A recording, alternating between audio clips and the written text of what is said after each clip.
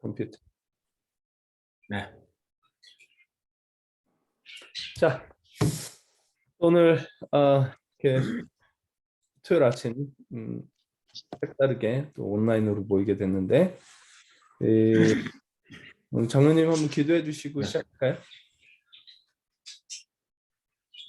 은혜와 사랑으로 항상 저희를 아껴주시고 돌보시고 사랑하시는 주님, 이 아침 저희로 하여금 감동 주셔서 저희가 주님의 말씀을 사모하려 함께 모여서 특히 또 줌으로 이 아침 맞습니다. 제 마음을 모아주셔서 오로지 주님께서 원하시는 뜻을 바르게 이해할 수 있게 해주십시고 주님께서 인도하시는 길 걸어갈 수 있게 하여 주시옵소서. 이제 성경의 진실됨을 우리가 배우려고 하는데 인도하시는 목사님이 함께 하셔주시고 우리 모두 다 마음속에 깊이 하나님의 영광이 진리신 주님께서 자리 잡을 수 있도록 인도해 주시고 마치는 시간까지 인도하여 주시옵소서. 주님께서 모든 것을 주장하실 줄 믿사오며 예수 그리스도의 이름 받들어 기도했습나이다. 아멘.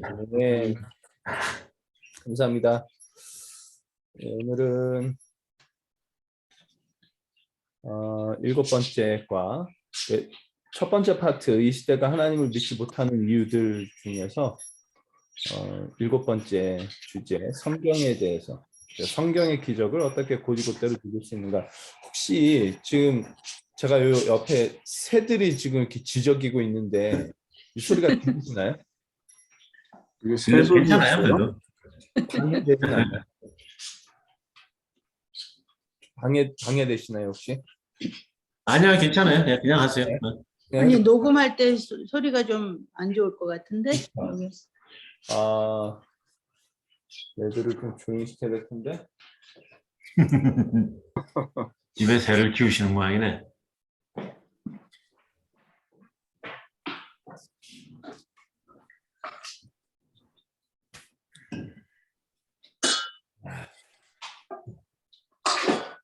예. 조용히 했으면 좋겠네. 자, 한번 해보겠습니다. 어떻게 좀 읽으시면서 뭐 드신 생각이나 뭐 이런 것들이 좀 있으신가? 좀 간단하게 좀 말씀하실게. 먼저.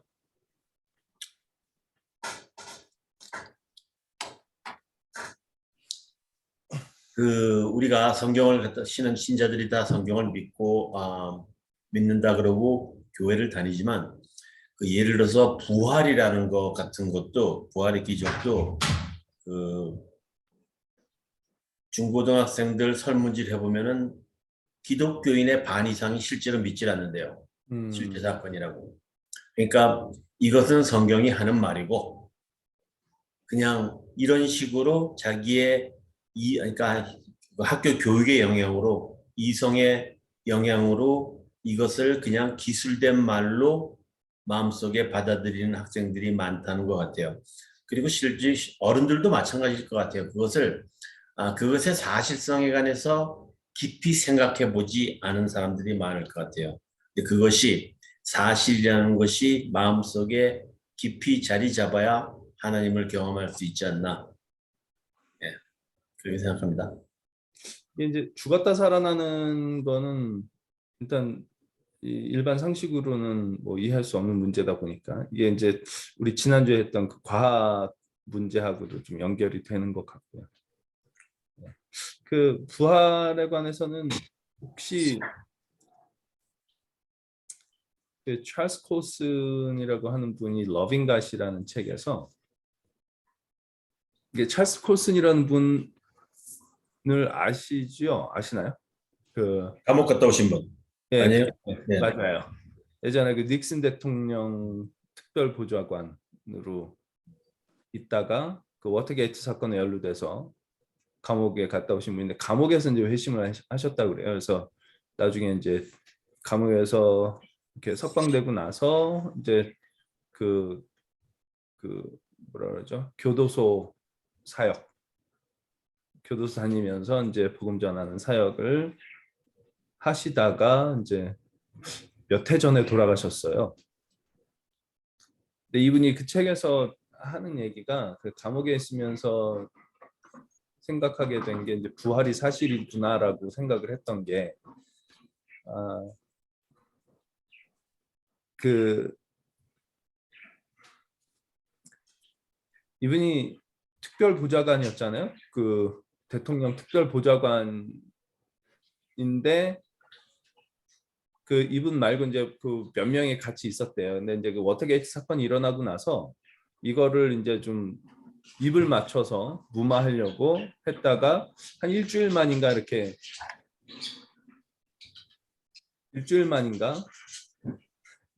새들이 또 지저대네요. 지나갔어요.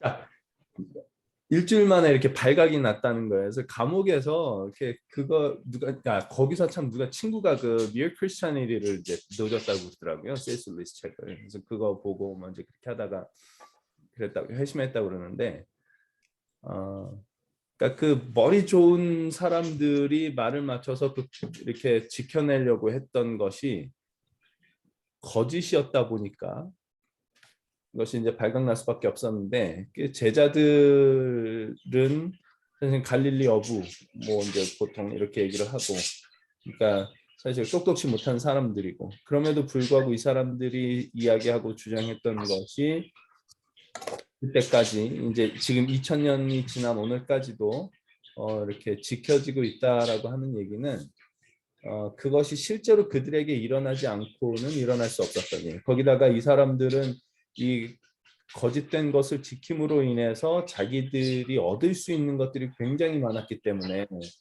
그러니까 이제 뭐 대통령 특별 보좌관이니까 얼마나 많은 권력을 누릴 수 있었겠습니까? 근데 이제 자기들은 그걸 지키기 위해서라도 거짓말을 하려고 했는데, 그 책에서 하는 얘기가 이래요. 이 사람들은 그 거짓된 것을 지키려다가 그러니까 지키려고 애쓰는 바람에 굉장한 고난을 당했다는 거죠. 그러니까 이제 만약에 이 사람들이, 그러니까 지금 이 특별 보좌관이었던 이 사람들이 이거를 거짓된 거를 그렇게 지키려고 했는데, 이게 요거 조금 거짓말 잘못해서, 그러니까 이 사람들의 입장은 이거죠. 이게 거짓말이 잘 지켜지면 이 사람들 굉장한 이득. 안 지켜져도 뭐 그냥 요 정도 감당할 수 있을 만한, 이렇게 되는데 이 사람들은 아무 이득이 없음에도 불구하고 그것을 이제 예수님의 부활이라고 하는 이 사실을 끝까지 지켜내려고 했다. 오히려 이거를 지키려고 했기 때문에 고난을 당하고 죽음을 직면할 수밖에 없는 상황에서 그를 했었다. 이 모든 정황들을 살펴볼 때 이분이 이제 감옥에서 깨달은 게 이게 사실일 수밖에 없구나라는 것을 깨달았다. 이제 그렇게 이야기를 합니다. 놀라운 거죠, 진짜. 대통령 특별 보좌관 정도 할 정도의 권력을 가지셨던 분이 감옥에서 회심을 하고, 회심 이후에는 이 교도소에서 포함되어 있는 사람들을 위해서 사역을 하고, 그러니까 말하자면 하나님의 나라를 위해서 남은 생을 헌신하고 그렇게 살아갈 수 있는 사람으로 변화되었다라는 그 증거가, 그 자체가 사실은 그 예수님 부활의 놀라운 증거 이렇게 되지 않을까 이런 생각이 듭니다. 그래서 사실 기독교인이 그렇게 증거가 돼야 될 텐데 하는 생각도 하고요. 예, 그래서 이게 이제 뭐 지난주에 이제 얘기했던 과학 이야기나 또 오늘 함께 나눌 성경 이야기에서 이제 그런 이야기들도 좀 같이 좀 생각을 해볼 수 있을 것 같고요. 예, 그렇죠. 그래서 이제 성경에 나오는 그 모든 기적의 이야기들을 역사적인 사실을 우리가 좀 인식을 할 수 있다면, 받아들일 수 있다면 우리 신앙이 거기에 이제 굉장히 큰 영향을 받을 거라 생각이 듭니다. 첫 번째 질문부터 한번 쭉 가보겠습니다. 성경의 역사성을 거부하는 사람들이 성경을 문자적으로 받아들이지 못하는 이유는 무엇입니까? 그리고 여러분은 그런 주장에 대해서 어떻게 생각하십니까? 이제 이 책 전반에 걸쳐서 좀 가장 이렇게 큰 흐름으로 이야기하는 이유가 있죠. 문자적으로 받아들일 수 없다라고 생각하는 이유. 뭔가요?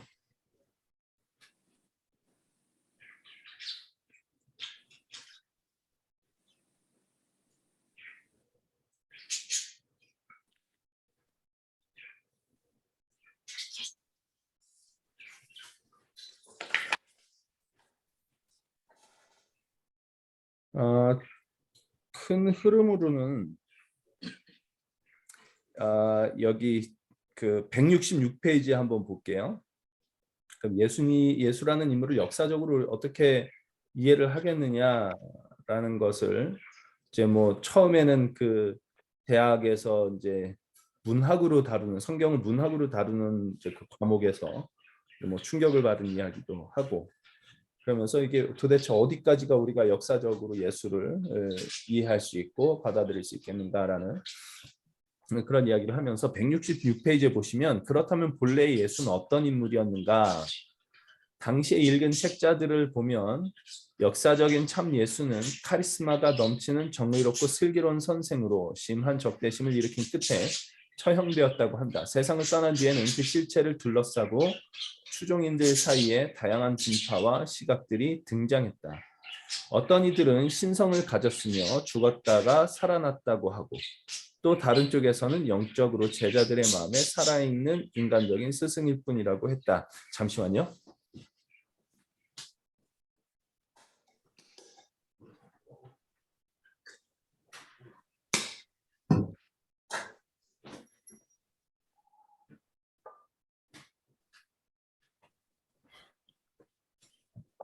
암호는 언제죠? 네? 아니요. 자, 그 다음에 지금 계속 읽어보겠습니다. 치열한 다툼 끝에 신예수를 내세우는 쪽이 승리했고 그 입장을 부각시키는 문서들을 만들어냈다. 다른 부류의 예수를 말하는 대안적인 텍스트들은 철저하게 억압하고 파괴했다. 그러다 얼마 전부터 도마와 유대 영지주의적인 복음서들처럼 예수와 관련해 억눌렸던 대안적인 시각들이 빛을 보게 되었다. 이로 미루어 초기 기독교는 교리적으로 대단히 다채로운 신앙이었다는 것이 책을 쓴 이들의 주장이었다. 이게 이제 뭐 큰 흐름이죠. 그러니까 그 신으로 생각하는 예수를 신으로 생각하는 그룹, 그 인간적인 스승일 뿐이라고 생각하는 그룹. 근데 신이라고 생각하는 그룹이 이겼다는 거예요. 그래서 여기를 묵살시켜 버리고 이제 예수를 이제 신격화했다는 거죠. 그래서 이제 이 예수를 신으로 보는 문서 말고 다른 것들은 묵살하고 그렇게 해서 말하자면 이제 이렇게 하는 이유는 뭐 이 사람들이 말하는 논리로는 뻔하죠. 교회가 교회의 권위를 지키기 위하여 이거를 주장하고 이거는 이렇게 묵살했다. 이렇게 얘기를 하는 거죠. 그게 이제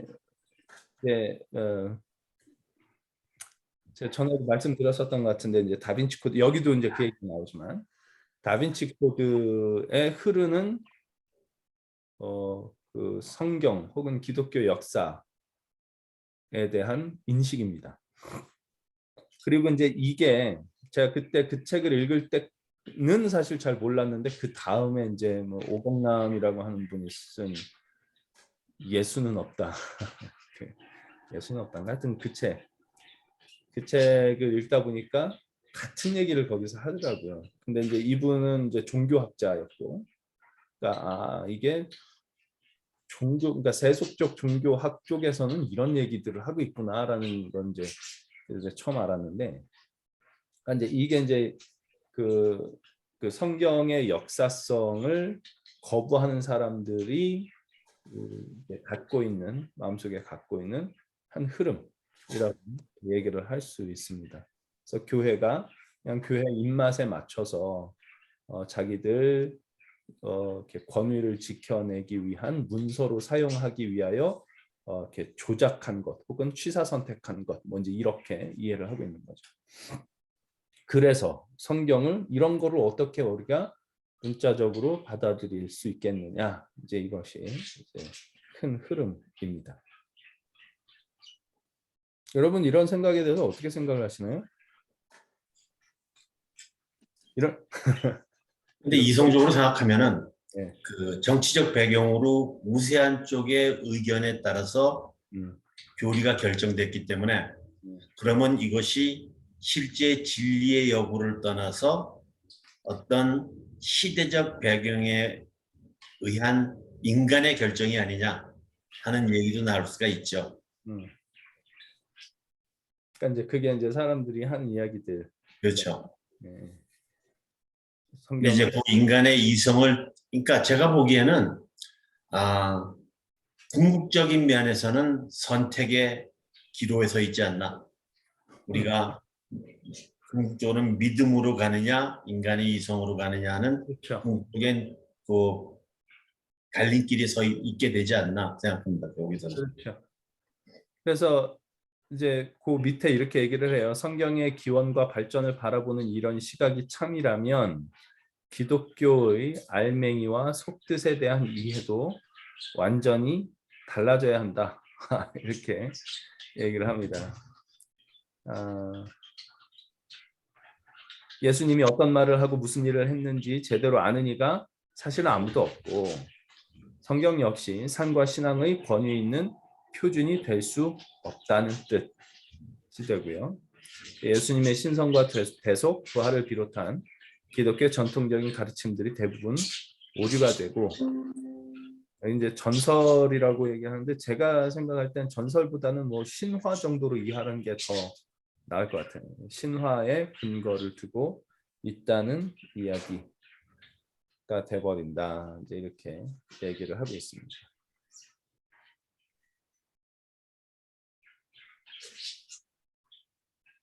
근데 결국에 이제 성경에 대해 어떤 시각을 우리가 갖느냐 하는 것이 믿음을 결정하게 됐겠죠. 예, 이거를 우리가 받아들이느냐, 받아들이지 못하느냐가 이제 성경을만 못 믿겠어 이러면서 기독교인이라고 할 수는 없을 텐데 성경을 그래서 우리가 좀 어떻게 생각을 하는가 하는 것이 굉장히 중요한 문제로 이제 대두가 됩니다.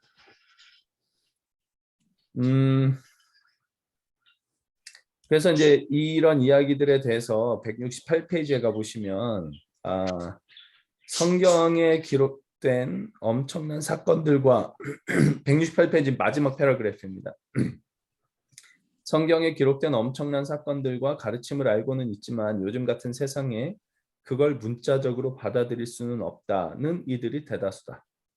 일부, 상당 부분, 어쩌면 대부분, 일부 내용은 과학적으로 옳토당토 않으며 역사적으로 신뢰하기 어렵고 문화적으로 시대에 뒤떨어져 온전히 믿을 수가 없다는 뜻이다. 이렇게 얘기를 하는데 첫 번째 이슈, 과학과 성경에 대해서는 앞에서 우리가 살펴봤고요. 육과에서. 두 번째 문제, 역사적으로 신뢰하기 어렵고 문화적으로 뒤떨어진 이야기다. 성경은 이제 뭐 이렇게 이야기하는 것에 대해서 이제 생각을 해보려고 한다. 이렇게 얘기를 합니다.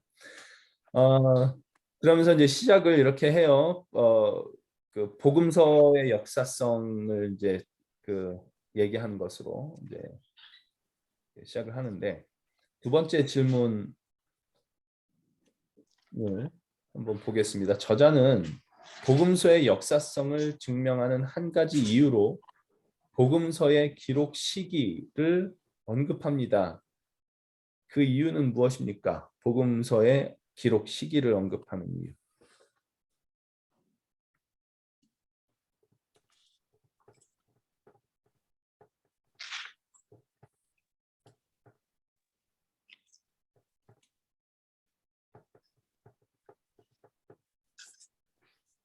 무슨 얘기를 하나요?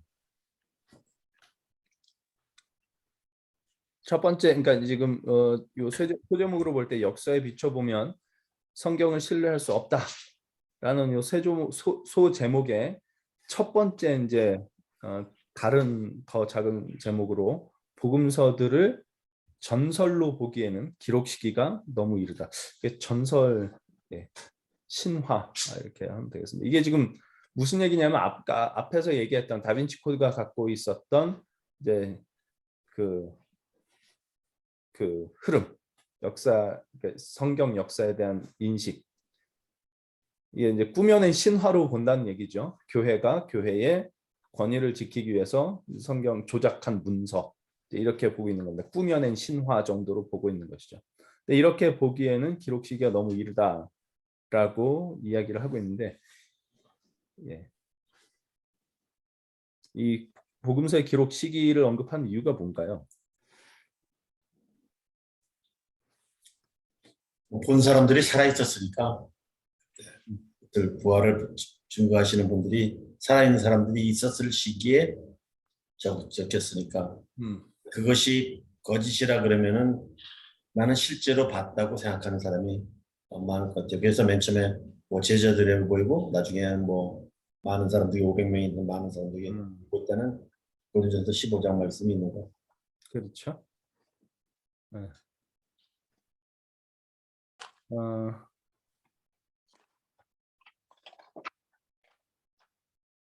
171페이지 보시면 그 얘기가 나오죠. 일단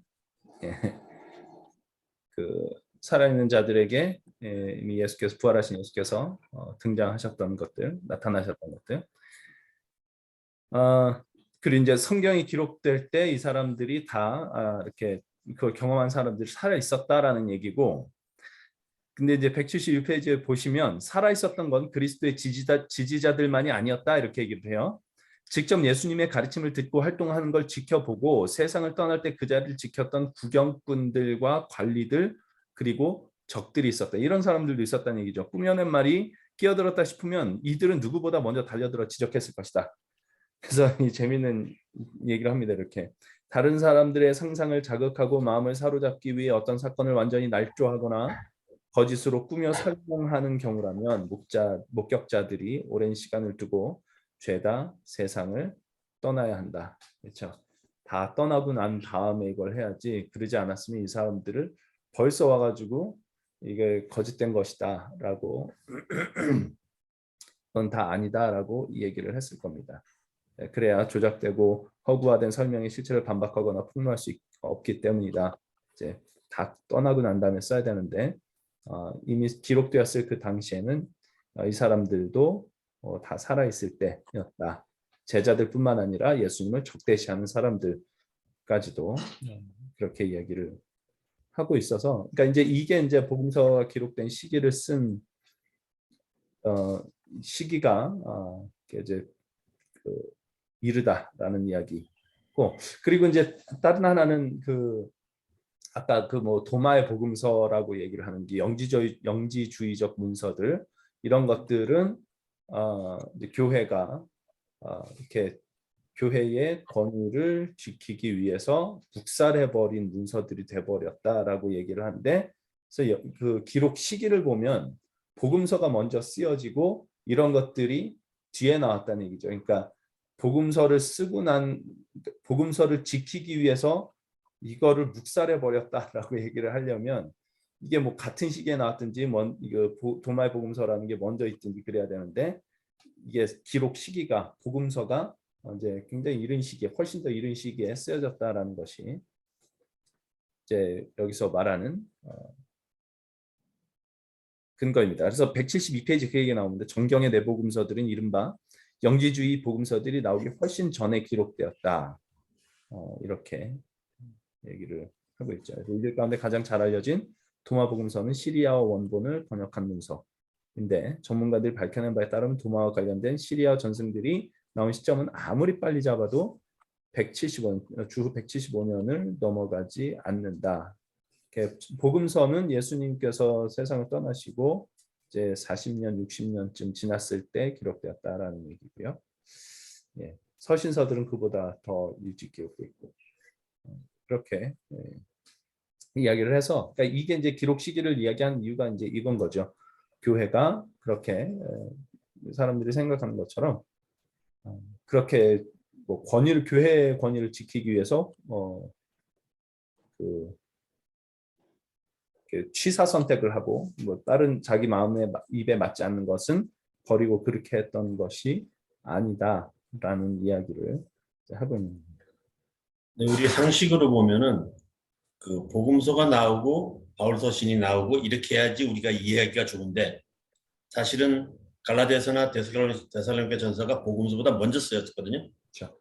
그러니까 그거는 성경을 갖다가 그 전에 내려오는 얘기들이 확실하다는 것이 내용이 있고, 그 다음에 바울 서신이 써진 다음에 그것을 예수님의 제자들이 그 성경을 복음서를 쓴 거니까 누가랑 같이, 그러니까 누가랑 마가랑 같이, 그러니까 그것이 진실일 수밖에 없다. 이게 꾸며낸 얘기가 아니다. 안 그랬으면 복음서를 배경으로 뭐 꾸며낸 복음서를 배경으로 얘기를 진전해 갔을 텐데 그것이 반대였다는 것이 또 하나의 증거가 될 것 같아요. 예. 예, 그것도 뭐 이제 그렇게 얘기를 할 수 있겠고요. 예. 지금 여기서는 이제 복음서의 역사성을 이제 먼저 다루고 있고, 이제 복음서의 역사성에 대해서 이야기를 할 때 이제 첫 번째 이유가 이제 그 만들어진 신화로 보기에는 이렇게 일찍 쓰여졌다, 너무 일찍 쓰여졌다라는 이야기를 하고 있습니다. 그래서 이건 뭐 신화라고 이야기를 하는 것이 사실 굉장히 빈약한 근거를 가지고 이야기를 하는 것이라는 것을 이제 증거를 하고 있고요.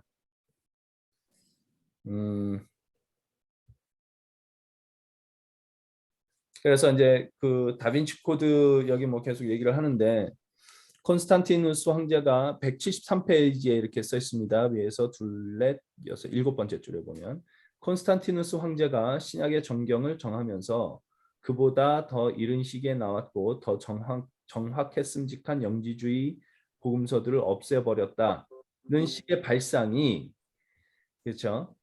다빈치 코드 같은 부류의 책들 때문에 널리 퍼졌지만 이는 하나부터 10까지 사실과 다르다. 이제 이 얘기를 하고 있는 겁니다.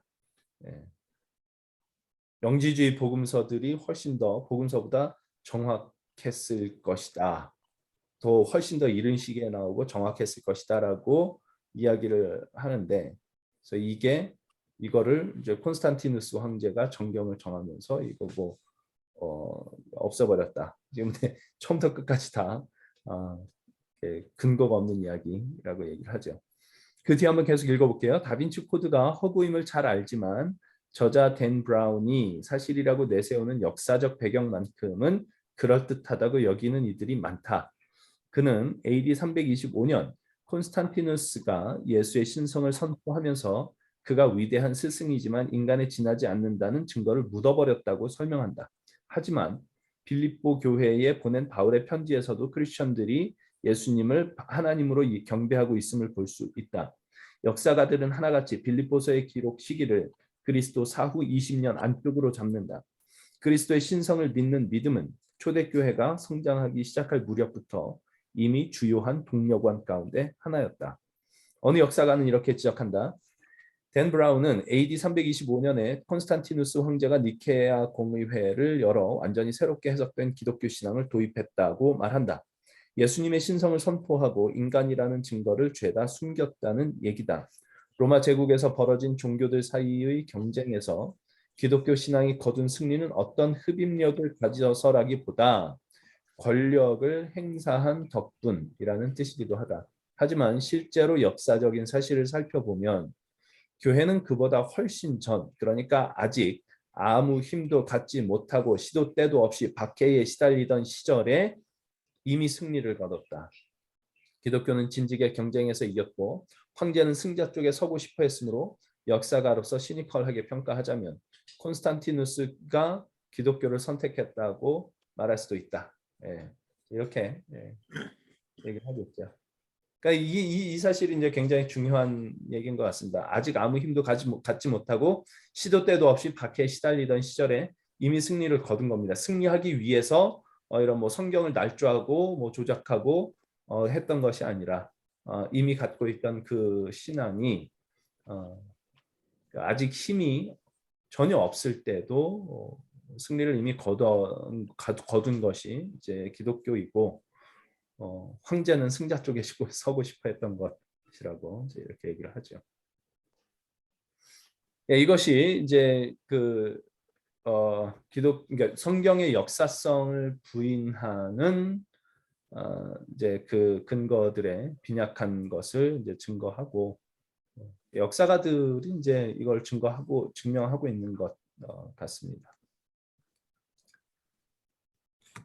자, 이게 이제 그 복음서 기록 시기를 이야기한 이유고 세 번째 질문을 한번 보겠습니다. 저자는 복음서를 꾸며낸 이야기라고 하기에는 그 내용이 너무나 비생산적이라고 말합니다. 그 의미는 무엇입니까? 이게 꾸며낸 이야기라고 이게 이렇게 쓰여진 게 이제 이런 내용이 있다는 얘기죠. 꾸며내려면 왜 이렇게 썼어? 이런 내용이 있다고 하는 얘기죠. 예. 이게 어떤 내용인가요?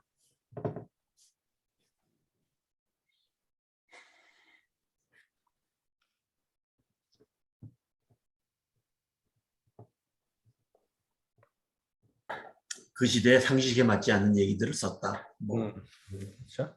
예.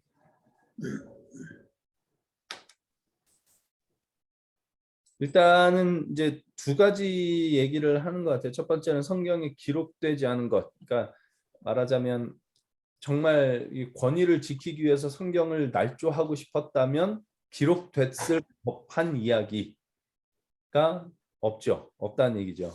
그래서 예수님이 174페이지 뭐 처음부터 보시면 요 복음서의 내용이 너무나 비생산적이어서 전설이 될 수 없다. 신화가 될 수 없다. 그래서 오늘을 사는 수많은 이들이 복음이란 그 교회의 초기 지도자들이 여러 제도와 정책을 널리 알리고 권력을 강화하며 운동을 일구기에 쓴 글이라고 생각한다. 만약에 그렇다면 이 관점대로라면 예수님이 초대교회에서 벌어지고 있던 논란에 끼어들어 어느 한쪽을 편드는 대목들을 복음서에서 자주 볼 수 있어야 되는데 이런 게 없다는 얘기죠. 예. 그래서 그러니까 지금 교회 지도자들이 교회의 권위를 지키기 위해서 하고 있는 그 말들을 하고 싶은 말들을 아마 그때 거기에 예수님이 이렇게 말씀하셨다라고 이렇게 포함시킬 내용들이 참 많이 있을 텐데 그런 것들은 없다. 예를 드는 것이 이제 할례에 대한 이야기를 하고 있고요. 예, 그래서 교회가 갓 시작되었을 무렵에 이방인 크리스천들도 반드시 할례를 받아야 한다고 믿는 이들이 있어서 논란거리가 됐었는데 의견 충돌이 심각했던 점을 감안하면 복음서 어디서도 예수님 할례를 두고 이러니 저러니 말씀하셨다는 기록이 없다는 건 참으로 놀라운 사실이다. 그러니까 어느 쪽이든 나중에 승리한 쪽이 이 승리한 쪽이 할례를 받아야 된다라고 주장하는 쪽이었다면 이 사람들이 그렇게 조작을 했을 거라는 얘기죠. 예수님이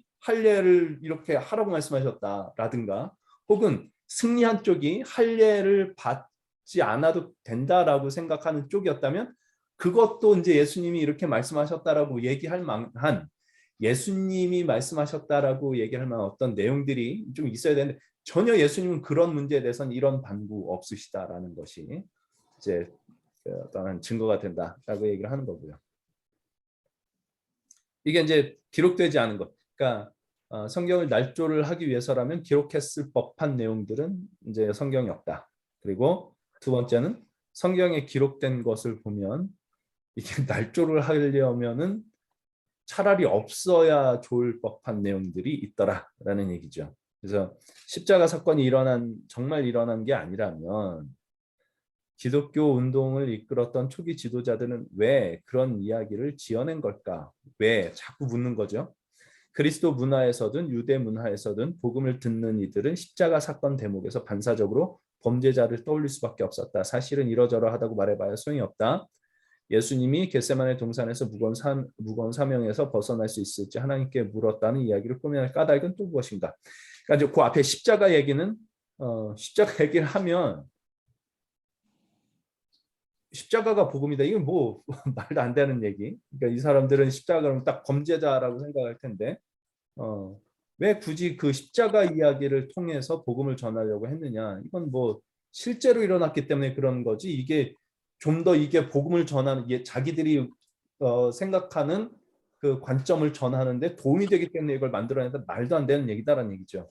또 겟세마네 동산에서 무거운 사명에서 벗어날 수 있을지 하나님께 물었다는 이야기를 꾸며낼 까닭은 또 뭔가? 십자가에 못 박힌 예수님이 아버지로부터 버림을 받았다고 부르짖더라는 사연을 굳이 만들어낼 필요가 있을까? 이제 이런 이야기들입니다. 그러니까 이게 뭐 무슨 도움이 되겠느냐?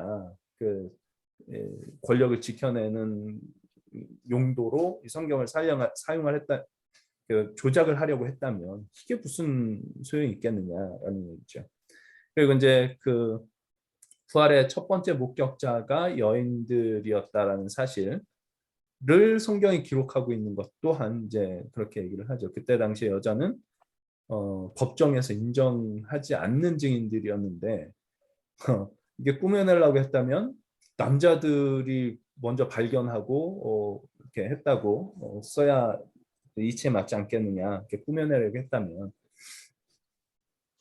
여자들이 그걸 봤다고 왜 굳이 꾸며냈을까? 이제 이런 것들을 생각을 해보면 사실은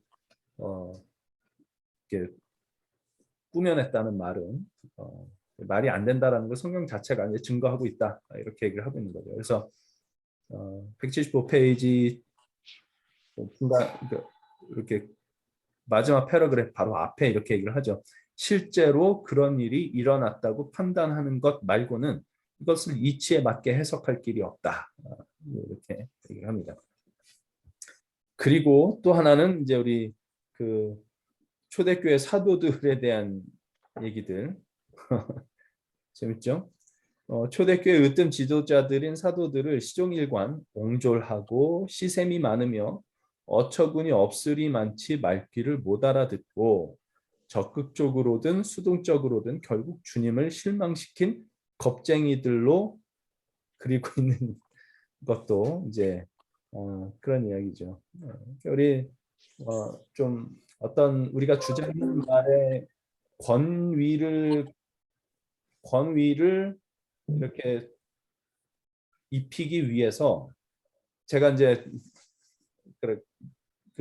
뭐 책 누가 이런 얘기를 했습니다라는 이야기를 할 때는 이분은 참 믿을 만한 사람입니다라는 얘기를 하기 위해서 이제 이런 이 믿을 만한 사람이 이런 얘기를 한 겁니다, 이런 어떤 말의 권위를 싣기 위해서 하는 얘기인데, 근데 사실 그 초대교회 사도들에 대한 이야기, 초대교회 사도들뿐만 아니라 이제 성경에 기록된 우리가 영웅으로 생각하는, 그냥 이제 성경을 제대로 읽지 않고 그냥 이렇게 그런 어떤 영웅적인 이야기로만 생각을 하면 그게 가능하죠.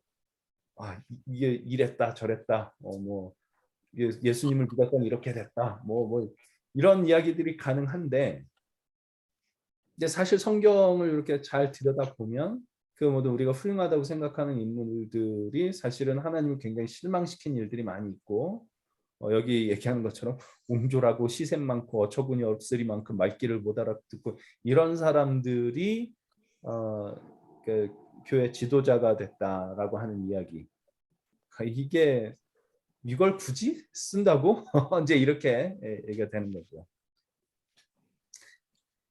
그래서 이제 복함이라고 한 분이 하는 얘기, 베드로 이야기하면서 베드로가 그 이제 3번 예수님을 부인한 이야기는 베드로가 스스로 마음에 품은 사연을 여기저기 퍼뜨리지 않는 한 아무도 감히 그 일을 끄집어내려 들지 않았을 것이다 라고 이제 복함은 이야기를 한다고 합니다. 176페이지에 그 얘기를 하죠. 그러니까 실제로 있었던 일을 기록한 것이다 라는 증거가 된다, 이렇게 얘기를 하는 거죠.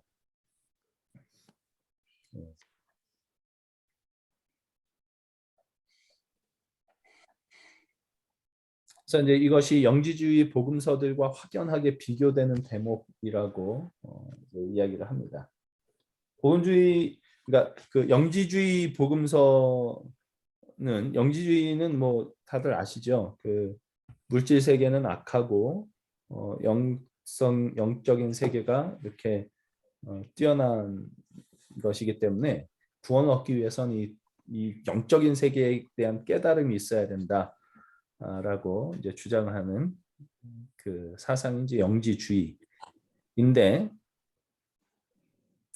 이 영지주의 복음서들은 사실 그리스 로마의 세계관과는 잘 들어맞지만 예수님이 속해 있던 1세기 유대인들의 세계 인식과는 전혀 달랐다, 이렇게 얘기를 해요. 그러니까 다빈치 코드 부류의 글들이 설명하는 바와 완전 반대로 그 당시 고대 세계의 이른바 실세들에게 알랑거리며 비위를 맞췄던 건 정경의 복음서들이 아니라 영지주의 문서들이었다. 그러니까 그때 당시 실세는 로마 제국이었지 않습니까? 그리고 사상적으로는 헬레니즘이 지배를 하고 있었고, 그러니까 그리스 로마 세계에서는 이게 이제 굉장히 받아들이기 쉬운 게 오히려 그 영지주의 복음서들이었다는 얘기죠. 그러면 그때 당시에 진짜 실세들에게 이렇게 좀 잘 보여서 이게 커지려면 기독교가 커지려면 선택을 할 것이 사실은 이 영주지 복음서를 선택하는 게 오히려 유리하지. 지금 우리가 보고 있는 기독교 정경 이 복음서들을 택하는 것이 그때 당시에 기독교가 세력을 확장하는 데 유리한 것은 결코 아니었다라고 이제 이야기를 하고 있는 겁니다.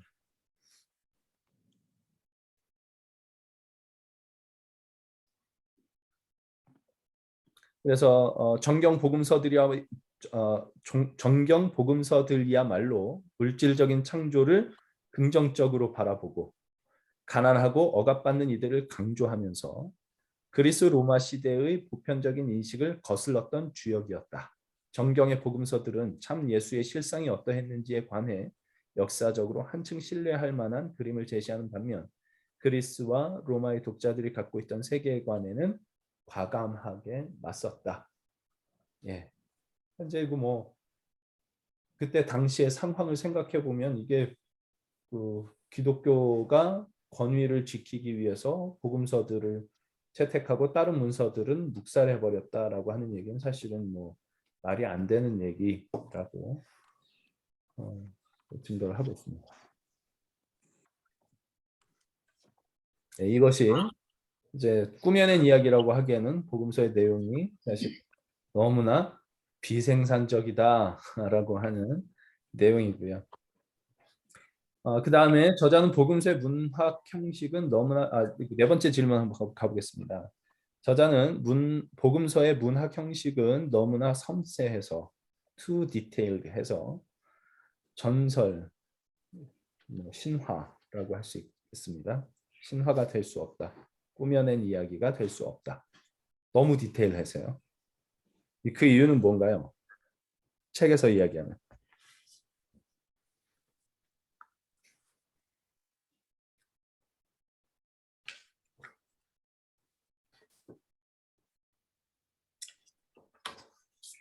그 시대의 문화적 그 문화로 봤을 때 그 문학적 장르가 틀리다. 예, 있을 수 없는 장르로 썼다. 그렇죠. 예.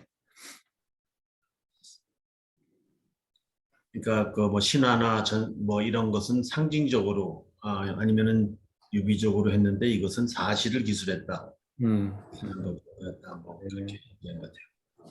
예. 그 C.S. 루이스의 얘기를 써놨는데 평생 시와 소설 환상 그러니까 이제 이분이 그 문학가거든요. 문학 비평가. 옥스퍼드에서 영문학을 가르치고 이제 그랬던 분인데 평생 시와 소설, 환상문학, 전설과 신화들을 읽어왔다. 그런 글들의 면면을 속속들이 안다. 하지만 이런 건 본 적이 없다. 복음서에 대해서 하는 얘기입니다. 이 텍스트, 복음서에 적용할 수 있는 관점은 단 둘뿐이다. 이걸 사실 보도로 보든지 그게 아니라면 누군지 모를 작가가 고대의 작가가 전수자도 계승자도 없는 상태에서 불현듯 시대를 앞질러 현대소설의 사실적인 서술 기법을 온전히 끌어다 썼다고 보든지 둘 중 하나 이렇게 얘기합니다. 예. 그러니까 지금 그러니까 그 거의 현대 소설의 기법을 사용하고 있다라는 얘기죠. 그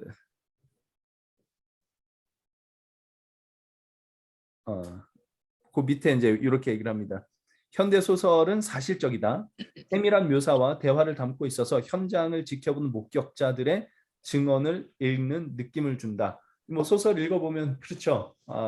예, 그냥 일어나고 있는 일을 그냥 묘사를 이렇게 쭉 하면서 그 상황을 이렇게 이미진할 수 있도록 쓰는 그런 글들이 많이 있죠. 예전에는 그런 것이 없다. 이제 이런 식의 현대 소설 기법이 들어온 게 이제 300년 정도 됐다라고 이야기를 하고 있는데 복음서에서 이제 그 기법을 사용하고 있다면 이 복음서를 쓴 사람이 여기 얘기하는 것처럼 전수자도 계승자도 없는 상태에서 시대를 앞질러 사실적인 서술 기법을 끌어와서 쓴 것이든지 소설로 쓰는 때 그게 아니라면 그냥 있는 거를 이 사람들이 사실 그대로 경험한 것을 썼다고 볼 수밖에 없다. 이제 이렇게 이야기를 합니다. 그래서 복음서의 이야기에서 이제 참, 그러니까 이제 이 부분이 사실 조금 조심스러운데, 성경은 버릴 게 하나도 없다라고 이야기를 하고 모든 것에 의미가 있다. 단어 하나에도 의미가 있고, 뭐 이제 이렇게 이야기를 하시는 분들이 있고, 뭐 실제로 그럴 수도 있을 것 같습니다. 근데 이게 어떤 면에서는 이렇게 가다 보면 아까 얘기했던 그 영지주의적인 요소가 거기에 끼어들 여지가 생기죠. 왜냐하면 이게 그냥 사실 그러니까 성경이 이렇게 그 성경이 이렇게 한국말이 생각이 안 나나 몰라. 성경이 이렇게 의도한 것은 의도한 것은 그냥 그때 있었던 일을 이렇게 묘사하고 있는 것은, 그러니까 성경 저자가 있었던 일을 그대로 묘사하고 있는 것에 불과한데 이것을 영적으로 이렇게 파고들어요. 그래서 이 영적인 것을 깨달아야만 구원을 얻을 수 있고 바르게 될 수 있다라고 생각을 하게 되면, 그러면 이제 이게 이렇게 좀 깊어지면 뭐를 도외시하게 되느냐 하면 현실을, 우리가 실제로 몸담고 있는 이 물질 세계, 이 현실을 도외시하고 이렇게 영적인 데로만 이렇게 가게 되는 수가 있는 여지가 있는 것 같아요. 그래서 지금 여기서 하고 있는 이야기는 성경이 그 사실을 묘사하고 있는 부분들이 분명히 있다. 그렇기 때문에 이거는 묘사하고 있는 이 글들을 볼 때 이것이 무슨 그 소설 쓰듯이 꾸며낸 이야기는 그때 당시에 문학 기법으로 봤을 때는 전혀 아니다라는 이야기를 하고 있는 거고요. 그래서 177페이지 맨 아래 패러그래프부터 보시면 이렇게 얘기를 하죠. 복음서의 이야기는 허구가 아니다. 라고 하면서 이제 여러 가지 이제 이야기를 씁니다. 배의 고물에서 베개를 베고 주무신 이야기, 바닷가에 예수님이 계신 걸 본 이야기, 그리고 육지에서 예수님께서 오셨을 때 베드로가 육지에서 얼마큼 떨어진 곳에서 고기를 잡고 있었던 이야기, 이제 이게 그냥 이렇게 그냥 사실적으로 묘사를 하고 있더라는 얘기죠. 153마리의 물고기를 잡은 것. 그러니까 이것도 뭐 아마 이렇게 어떤 유대 상징주의나 뭐 이런 것들을 이렇게 접목해서 153마리에 대한 어떤 영적인 의미를 끄집어낼 수도 있을 겁니다. 분명히. 그리고 거기에 어떤 유익이 있을 수도 있고, 그러나 거기에 이렇게 매몰돼서는 안 될 것이다 라는 얘기고요. 이건 지금 어떤 사실적인 묘사를 통해서 이게 진짜 그때 당시에 실제로 경험한 이야기를 적고 있는 것이라는 것을 좀 우리가 이해하면 좋을 것 같고요. 또 여기 예수님이 땅바닥에, 그러니까 그 마리아를 죄 없는 사람이 먼저 돌로 치라 이렇게 말씀을 하시는 그 장면. 그 전에 이제 땅에 무언가를 적었다고 이렇게 써놨죠. 이게 지금까지도 이제 쓰고 있는 거죠. 사실 우리 뭐라고 쓰셨을까? 그래서 이제 이거에 대해서 또 뭐 여러 가지 이렇게 해석을 하는 이야기도 있고 한데, 근데 사실 무엇 적었고 왜 그러셨는지에 대해서는 한마디도 없습니다. 그냥 예수님이 하신 걸 그냥 기록한 거죠. 이처럼 상세한 묘사들은 줄거리라든지 주인공 성장 발달과는 아무 상관이 없다. 현대인들이 흥미진진한 예수전을 쓴다면 디테일한 디테일한 이야기들을 넣어서 사실적인 분위기를 더하려 하겠지만 1세기에는 그런 식의 소설 기법이 있다는 것을 아무도 몰랐다. 현장을 목격한 이들의 기억 속에 예수에 대한 사실들을 그냥 기록한 것이라고 우리가 이해를 하는 것이 맞다라는 이야기를 하죠.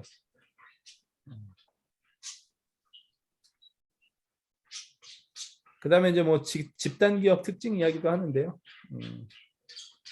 그러니까 집단 기업은 집단 기업이라고 하는 게 178페이지 둘넷 여섯 번째 줄 보시면 독특하고 중대한 사건들을 골라서 무의미한 사항들까지 세세하게 간직하며 전지적 서술자보다는 참가자의 제한적인 시각을 취하고 자주 되풀이해 암송하는 성향을 보인다. 예, 그래서 이게 이제 이런 특성이 이제 복음서에도 나타나고 있다라고 얘기를 하죠. 그래서 강렬하고 중요한 사건들을 목격하고 그걸 자꾸 곱씹으면 수십 년이 지나도 기억에 고스란히 남게 마련이다. 그러니까 복음서가 이제 그런 식으로 쓰여졌을 것이다, 이제라고 이야기를 하는 겁니다.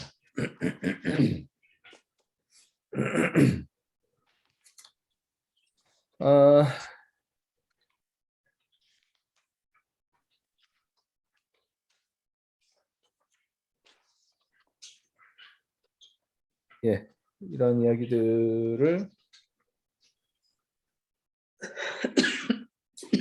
쭉 하고 있고요. 그래서 그 문학 형식에 관련해서 이제 이야기를 하고 있는데 그때 당시 문학 형식을 봤을 때 이건 뭐 꾸며낸 소설이라고 이야기하기에는 그때 당시에는 맞지 않는 문학 형식을 취하고 있다라는 이야기를 하고 있는 거고요.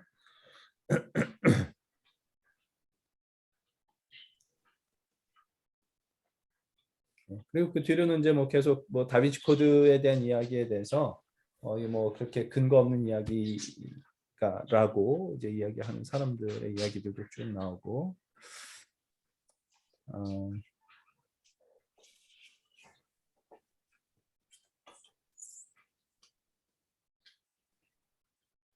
맨 마지막 패러그래프 한번 보죠. 180페이지의 맨 마지막 패러그래프. 수정주의자들이 제시하는 이런 역사들은 예수님의 삶을 오랫동안 지켜봐온 증인들이 숱하게 많음을 입증하는 면밀한 연구가 갈수록 쌓이고 있다는 사실을 완전히 무시한다. 수정주의자들 이야기. 그리스도의 무덤이 발견됐다. 예수는 막달라 마리아와 결혼해서 자식을 낳았다. 이게 다빈치 코드에 나오는 얘기인데 증거가 그런 게 아니라는 증거가 이게 숱하게 나옴에도 불구하고 이 사실을 완전히 무시하고 있다고 얘기를 하고요. 영국 학자 빈센트 타일러의 유명한 말이 있다. 성경을 바라보는 회의주의 입장이 타당성을 가지려면 그리스도가 부활하자마자 제자들이 모두 하늘나라로 갔어야 했다는 것이다.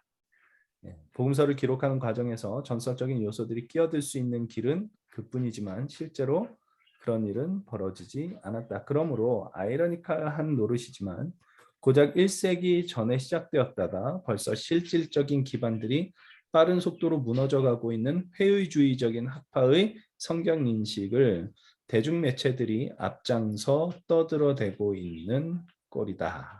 이렇게 얘기를 하고 있습니다. 그래서 그 다빈치 코드가 한때 굉장히 이렇게 유행을 했었거든요.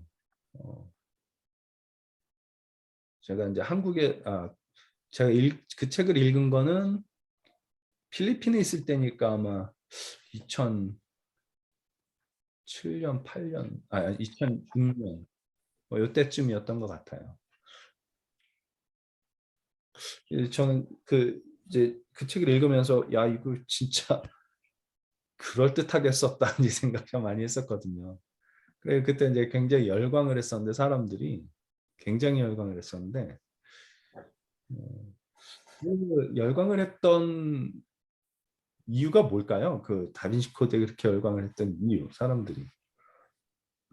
지금 여기도 얘기하는 것처럼 많은 사람들이 다빈치 코드가 다빈치 코드 그 자체는 사실은 소설이니까 허구라는 건 알지만 거기에 등장하는 역사적 배경은 이건 진짜 사실 아니냐 이렇게 생각을 하는 사람이 지금 사실 굉장히 많다고 하는데 왜 그런 일이 벌어졌을까요?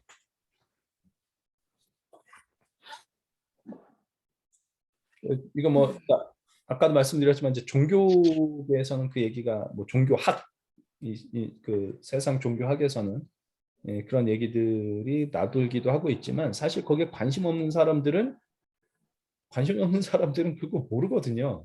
근데 이게 확 퍼져나간 게 이제 다빈치 코드 때문에 확 퍼진 거예요. 그때. 그럼 이제 관심도 없던 사람들이 왜 여기에 이렇게 확 열광을 하게 됐을까라는 생각을 좀 해보면 좀 안타까운 얘기지만 그만큼 기독교에 대한 어떤 반감이 쌓여 있는 상태에서 거봐 기독교가 태생이 원래 이래 그러니까 니들이 이따위밖에 안 되는 거야 라는 생각에 확 불을 지른 것이 아니었을까 이런 생각이 드는 겁니다. 좀 안타까운 이야기죠. 기독교인들이 예수 그리스도의 가르침을 따라서 바른 신앙을 갖고 살아가는 모습이 보여졌더라면 이제 하는 이제 그런 생각이죠. 그렇지 못했기 때문에 이게 굉장히 큰 힘과 설득력을 얻었던 것이 아니었을까 이런 생각을 해본 적이 있습니다. 그 사실의 진위보다도 기존의 기독교라는 거대한 그 벽을 깨트리는 어떤 인간적 그 이성적 추구가 굉장히 호기심을 일으켰다. 뭐 그 사람들의 행동이 아니라 그게 거기서 더 자극이 되지 않았겠나. 왜냐하면 이 기독교라는 거대한 여태까지의 2000년의 틀이 너희 여태까지가 역사가 다 틀렸어. 이제 새로운 진실이 나타났어. 하는 사람들의 호기심. 그것이 크지 않았을까 하는 생각이 드네요. 근데 이제 그런 생각이 드는 게 만약에 그런 것이었다면 진짜 새로운 역사적 사실에 대한 호기심이 충족됐기 때문이었다라면 그 호기심이 계속 지속되면 지금 여기서 이야기하는 다른 쪽에서 하는 이 진실은 뭐냐라는 것도 들어보고자 하는 그렇죠. 분명히 있을 거고 그러니까 이게 유행이죠, 그냥 하나의. 사실은 이제 감정적으로 받아들인 것이 훨씬 더 많다고 저는 보는 거예요. 그러니까 기독교 신앙에 대해서 외부에서 볼 때 기독교 신앙에 대해서 감정적으로 문제 그러니까 우리 간디가 했다고 한 얘기인가요? 예수는 좋지만 예수 믿는 사람들은 싫다고? 그거는 이제 실제로 자기가 상황을 그렇게 당했으니까. 네. 남아프리카에서 자기가 사람들한테 그런 대우를 받았으니까 이거 기독교가 믿는 교리는 다 너희들 헛거 믿는다면 말로만 하지 실제는 없는 거다. 그러니까 이제 그게 실제로 이렇게 그 정도 이제 마인드를 갖고 있다면 기독교 신앙이 뭐냐라는 거를 그러니까 기독교인들이 어떻게 하냐가 아니라 기독교가 뭐냐, 기독교의 역사는 진짜 뭐냐라는 것을 알아보려고는 할 텐데 그게 아니었다는 얘기죠. 말하자면 그게 아니라 그냥 이 자기들이 경험하고 있는 것에 대한 감정적인 대응이 이렇게 그 반응 이것이 이제 그 다빈치 코드의 폭발적인 인기를 이렇게 이끌어냈던 것이 아니냐 이렇게 생각이 드는 거예요. 그래서 어떤 사람은 공적으로 달라스 윌라드 같은 사람은 목사님 먼저 얘기하세요. 네, 전 목사님.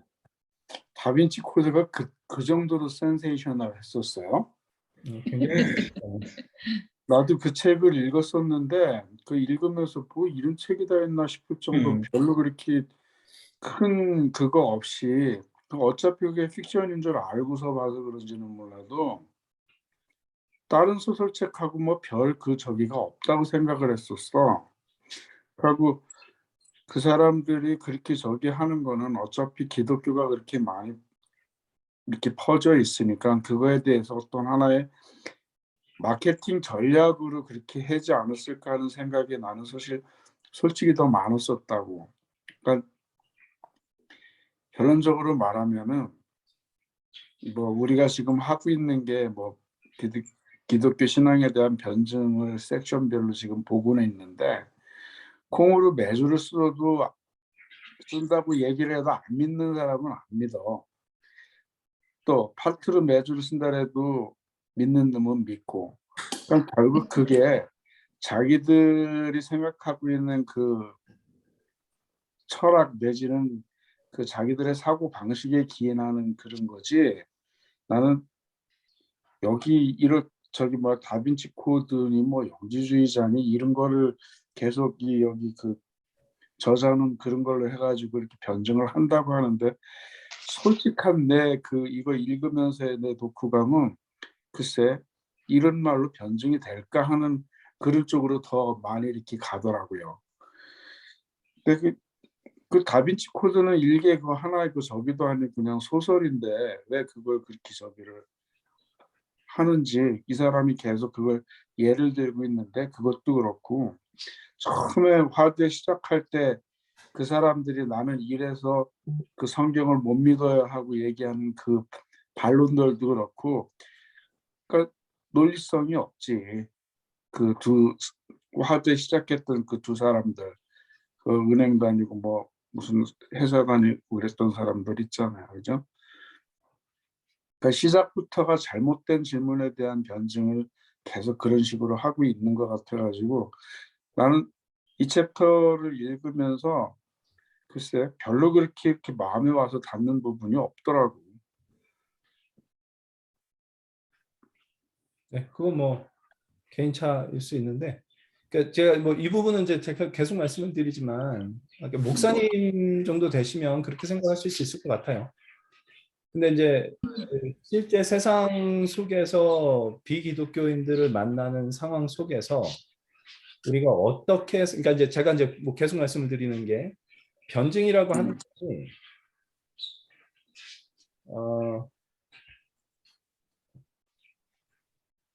기독교를 변호하는 것이거든요. 말하자면 기독교를 변호하는 것인데 제가 뭐 계속 말씀드리지만 이것이 이 사람들을 논리적으로 설득해서 이 사람들을 기독교로 끌어들이고자 하는 이것도 물론 어느 정도 있을 수 있겠지만 그보다 가장 우선적으로는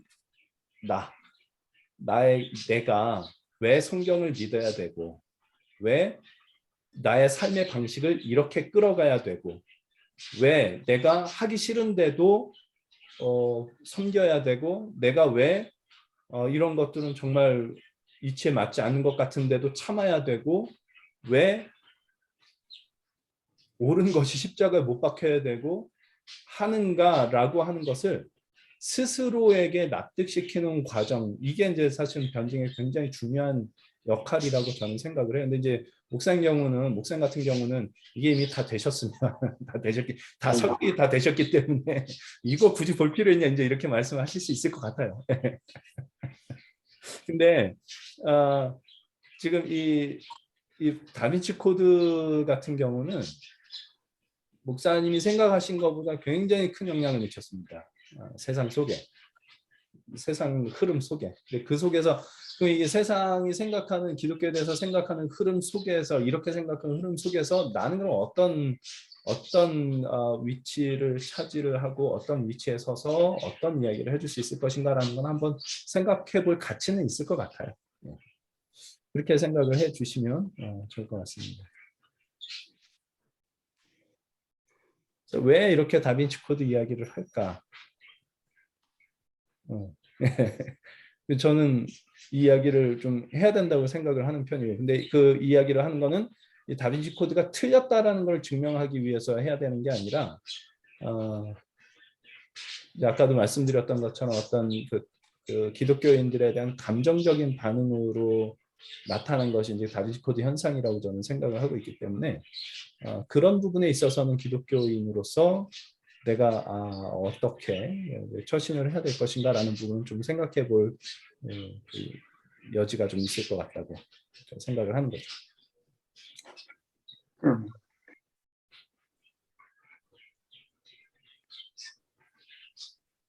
진행하세요. 오늘 혹시 아까 뭐 무슨 말씀하시는지? 저는 이런 것이 우리가 애초부터 대응 안 하면은 모든 학문이 그런 것처럼 이거는 우리가 2000년 동안 쌓여온 기독교에 대해서 우리가 거기에 대해서 연구하는 초석이다 해서 계속 이것이 지속 성장할 수 있는 그런 계기가 될 수 있는 것이었어요. 그게. 그렇기 때문에 우리가 정당한 반응이 있어야 됐고 그 사람들의 기독교를 믿는 사람들이 실제로 그것을 행함으로 이끌어내지 못했기 때문에 사람들이 믿지 않는다는 것은 달라스 윌러드는 그런 말을 했어요. 우리가 여태까지 기독교가 인정받고 나온 사람 중에서 그 와중에서 우리가 예수님께서 말씀하신 하늘의 땅의 권세를 갖고 있는 예수님을 믿으면서 땅끝까지 우리가 복음을 전파할 때 제자를 만들다 그랬는데 우리는 지난 그 오랜 세월 동안 세례받는 사람만 만들었다. 그러니까 구원을 원하는 세례받는 사람만 교육을 시켰지 그 사람들로 하여금 제자로 만든 건 아니었다 하는 그러니까 각성을 해야 된다 하는 것도 일리가 있다고 봐요. 이제 그런 부분이 많이 있죠. 이제 그게 그러니까 뭐 그게 이렇게 흘러온 내용이고 기독교가 지금도 마찬가지인 것 같아요. 네, 맞아요. 모든 프로그램이 전부 우리 인간의 구원이지 제자가 무엇인에 대한 정확한 영성 훈련을 시키지 않는다 하는 얘기도 있어요. 그 영성이란 거는 우리가 은혜로 구원을 받았다 그러면서도 그것을 그냥 말로만 하지 마음속에 깊이 생각을 안 하는 것 같아요. 그러니까 그게 사실은 그 부분이 그러니까 영지주의의 한 단면이거든요. 그러니까 우리가 실제 우리가 몸담고 살고 있는 이 세상 속에서 몸을 움직이고 물질적인 곳에서 실제적으로 부딪혀서 살아가는 모습이 없이 관념으로만 남아있는 구원, 관념으로만 남아있는 신앙, 관념으로만 남아있는 믿음 이제 이렇게 되다 보니까 이게 아마 설득력을 잃어버리게 되는 거죠. 그러니까 영성이 우리가 하나님의 사랑하고만 우리가 했지 이웃을 사랑하는 성경의 적용을 통한 영성 훈련은 없었다는 거죠. 네, 그러니까 그런 부분에 있어서 지금 그러니까 전체적으로 세상이 왜 기독교에 대해서 이렇게 생각을 하고 있느냐라고 하는 이 흐름에 대해서는 우리가 좀 깊게 생각해 볼 필요가 있다. 이것이 이제 여기에 나오는 7가지 기독교를 믿지 못하겠다라고 말하는 이유들에 대해서 이제 써놓은 거라고 저는 생각을 하고요. 이게 워낙 이렇게 좀 어쨌든 이제 좀 논리적으로 반박할 부분들도 써놔야 하고 그러다 보니까 읽기에는 굉장히 딱딱할 수 있을 거라고 생각을 해요. 네, 그리고 뭐 쉽게 이렇게 납득이 되지 않는 부분도 있을 수 있고 그럼에도 불구하고 우리가 생각해 볼 만한 가치는 충분히 있는 것들이라고 생각을 하고요. 제가 이제 책을 보니까 여기 지금 그러니까 그 기독교를 반대하는 요 내용들에 대해서 변증하는 요 부분이 첫 번째 파트고 그다음에 두 번째 뭐 인터세션인가 해가지고 그거 지나고 난 다음에 진짜 기독교가 뭐냐라고 하는 부분을 이렇게 쭉 썼는데 여기는 좀 우리가 굉장히 은혜를 받으면서 읽을 수 있을 부분일 것 같습니다. 네. 아무튼 제가 이제 하여튼 다빈치 코드를 제가 읽을 때는 저는 그랬어요. 이게 진짜일 수도 있겠다 이런 생각이 들 만큼 굉장히 이렇게 스토리를 잘 구성을 해놨고 그러면서 들었던 생각이 예수님이 자녀가 있으면 뭐 안 되나?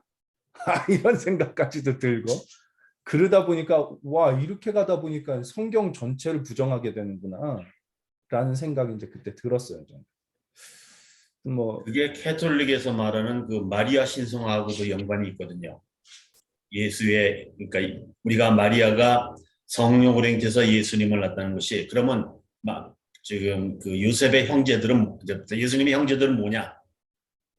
그때 그 예수님 낳고 마리아가 그 예수님의 형제들 낳느냐 하면 신성시하는데 문제가 있기 때문에 그것이 그 사람들이 예수님이 그러니까 마리아가 가고 결혼하기 전에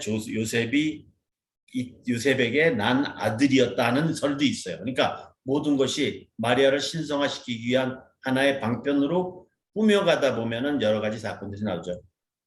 근데 제가 보기에는 예수님이 성령으로 잉태하셔서 성령으로 이제 태어나시고 그 다음에 요셉과 마리아의 사이에서 애들이 낳다 그래도 그것이 뭐 마리아의 그 예수님의 신성화하고는 크게 문제가 없지 않나 그렇게 생각하는데 그것을 완전히 거부하는 캐톨릭의 입장에서는 그런 입장을 취하지 않나 생각해요. 이게는 제가 잘 모르겠네요. 그래서 마리아 조커스 그래갖고 거기서는 마리아를 완전 신성화하기 위해서는 마리아가 애가 딴 애가 있으면 안 되죠. 그렇게 생각을 하는 거죠.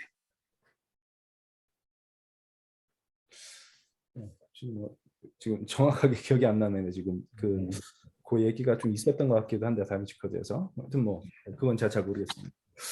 아무튼 예, 그래서 지금 우리가 본 게 네 번째 질문까지 봤는데 너무나 섬세해서 꾸며낸 이야기라고 볼 수가 없다라고 하는 것이 이제 저자가 증거하고 있는 내용이고, 다섯 번째 질문 한번 보겠습니다. 성경의 가르침을 시대에 뒤떨어지고 오히려 시대에 역행하는 것으로 여기기 때문에 성경을 믿을 수 없다고 말하는 사람들에게 저자는 어떤 이야기를 해주고 싶어 합니까?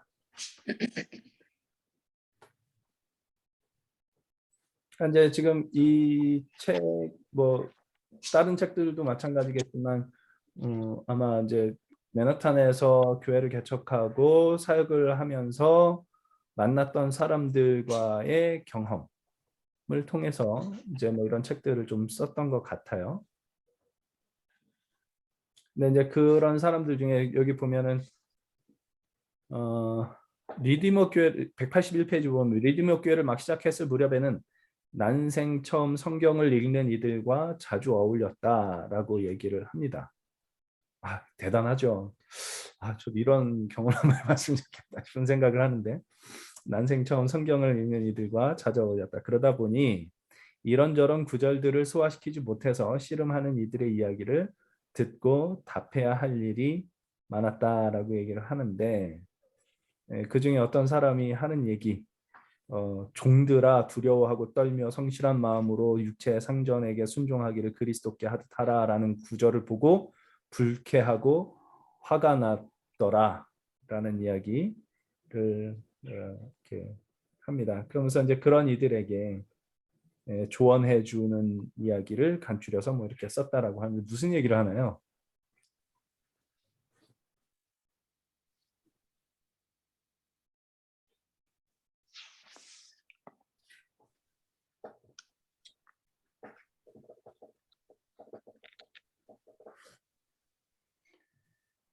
종에 대해서는 어떤 이야기를 하죠?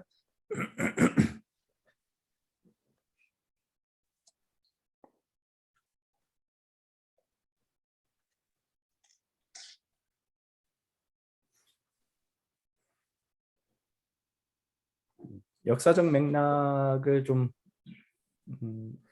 고려해야 된다라고 얘기를 하죠. 그러니까 성경에 나오는 종에 대한 이야기가 우리가 생각하는 18세기, 19세기에 거래되던 아프리카 노예나 이제 그런 인신매매와 같은 그런 노예, 그런 종의 이야기와는 다른 이야기라고 하는 것을 이제 일단 얘기를 하죠. 그래서 사실 이때 당시에 종이라고 하는 것은 일종의 직업이었던 것으로 우리가 이해할 수 있다라고 얘기를 합니다. 네, 그래서 그때 당시에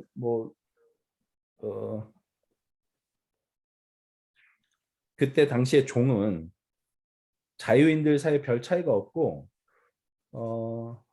자유인들과 그런 종 사이에 큰 차이가 없고 그 여느 시민들처럼 살았다라는 이야기를 하면서 평생 노예로 사는 경우도 없고 대부분 10년, 15년 안에 아무리 늦어도 30대 후반에 이르기 전에는 당연히 해방되리라는 희망을 갖고 이제 그렇게 종살이를 했다라고 얘기를 해요. 그러니까 일종의 직업으로 돈 받으면서 뭐 이렇게 했던 것으로 이제 생각을 해야지, 이것이 오늘 우리가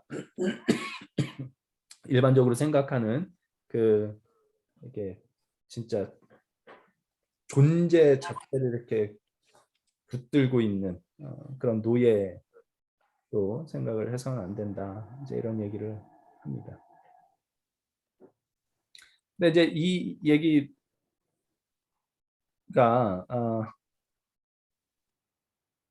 182페이지 맨 밑에 줄부터 한번 볼게요. 예전의 종살이나 고용 노예 제도에서는 오로지 노예의 생산성만 주인의 소유였고 그나마도 일시적이었다. 하지만 아프리카 노예는 인종의 토대를 두고 있으며 스스로 몸값을 치르지 않으면 죽을 때까지 종살이를 계속해야 했다.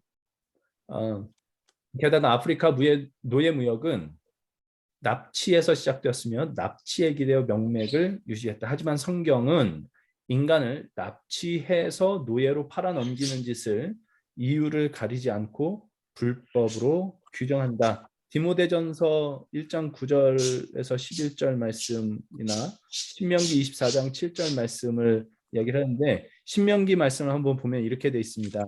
사람이 자기 형제 곧 이스라엘 자손 중 한 사람을 유인하여 종으로 삼거나 판 것이 발견되면 그 유인한 자를 죽일지니 이같이 하여 너희 중에 악을 계할지니라. 그러니까 이때 당시에 종이라고 하는 것은 우리가 지금 그 노예 무역을 하던 때 그런 노예처럼 막 이렇게 인신매매를 하거나 뭐 이렇게 완전히 그 존재 자체를 소유로 삼아서 하는 이런 것들이 아니었다라는 것을 성경 말씀을 통해서 알 수 있고, 그래서 그러기에 초기 크리스천들은 1세기의 노예 제도를 완전히 폐지하자는 운동을 펼치지 않았으며, 이건 뭐 그냥 하나의 그 직업이니까 성경의 가르침과 단 한 점 들어맞는 구석이 없는 신세계식 노예 제도와 맞닥뜨린 훗날의 그리스도인들은 맹렬하게 저항을 이어갔던 것이다. 그래서 이게 이제 기독교인들에 의해서 윌리엄 윌버포스나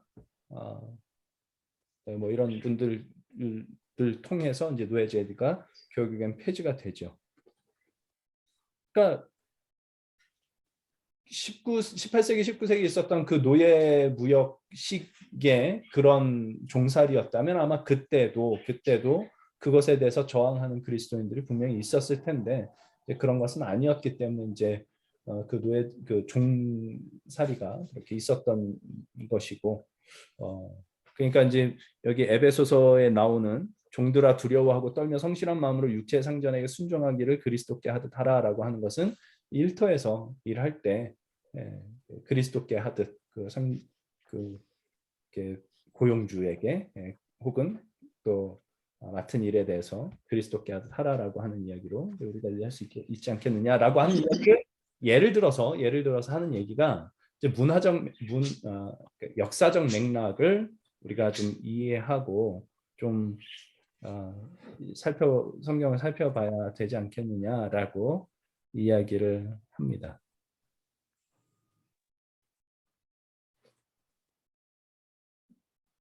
그리고 다른 한 가지는 그 밑에 이제 이렇게 얘기를 하죠. 83페이지에 경우에 따라서는 성경 본문이 얼핏 보기와는 다른 가르침을 주기도 한다. 그런데 특정한 본문을 면밀히 연구해서 진정한 가르침을 파악하고 나서도 여전히 터무니없고 폐행적이라고 생각하는 이들도 더러 있다. 그들은 어떻게 하는가? 개인적으로는 성경 본문을 불편하고 어렵게 여기는 문제의식이 스스로 속해 있는 역사의 한 시점이 그 밖에 다른 순간들에 비해 우월하다는 검증되지 않은 믿음에서 비롯된 것은 아닌지 꼼꼼히 되짚어보라고 권하는 편이다. 그러니까 지금 내가 살고 있는 이 세대와 들어맞지 않는다고 해서 이제 이게 불편하고 이거는 뭐 그 문화적으로 이제 받아들일 수 없는 얘기라고 자꾸 이렇게 치부해버리는 이 일들은 사실은 지금 내가 살고 있는 요 시대가 이 시점이 역사의 한 시점이 다른 지나온 시점보다 문화적으로 우월한 가운데 있다라는 이건 검증되지 않은 믿음이라고 얘기를 해요. 그래서 그것 때문에 그런 것은 아니냐라고 이제 생각해 보도록 권한다고 하고, 성경을 퇴행적으로 판단해 거부하는 행위는 스스로 퇴행과 진보가 명쾌하게 구분된 역사의 정점에 와 있다는 의식의 바탕을 준다라는 이야기를 하는데, 이게 말하자면 우리 지난주에 좀 생각했던 철학적인 진화론이라고 얘기를 할 수 있을 것 같습니다. 그러니까 생물학적인 진화론이 아니라 이게 이제 철학으로 가져와서 모든 진화한다. 그럼 이제 지나간 건 다 잘못된 거. 여기가 이제 좀 진보해 와 있는, 우리는 진보해 있는 상태에 있는 것이라고 생각을 할 수밖에 없게 되겠죠. 그래서 어떤 사람들은 그 바울이 노예 제도를 인정하고 지지했느냐 하는 데 가서 그때 당시에는 교회에 노예들도 많았으니까 근데 그것을 어떻게 현대 사람들이 이해해야 되는가? 그러면은 그 사람들에게 노예로 있는 사람들에게 너희는 노예 제도를 인정해라고 바울이 설교를 한 건지 아니면 노예 제도가 틀렸다고 설교를 해야 되는 건지 바울의 철학, 신학에 보면은 어떤 게 맞는지 하는 것들도 좀 그 논의가 많더라고요. 근데 지금 여기서 하는 이야기에 따르면 저는 이제 그게 맞다고 생각을 하는데 바울은 그게 맞냐 틀리느냐 관심이 없어요. 그냥 그때 당시에 있었던 일, 그냥 마치 뭐라 그럴까요? 뭐 딱히 이렇게 뭐 예를 들 게 없는데 그냥 있었던 이게 옳다 틀리다 말할 만한 가치가 없는 거라고 생각을 했던 것 같아요. 제가 볼 때는. 근데 어떤 교수님들은 그렇게 하더라고요. 제가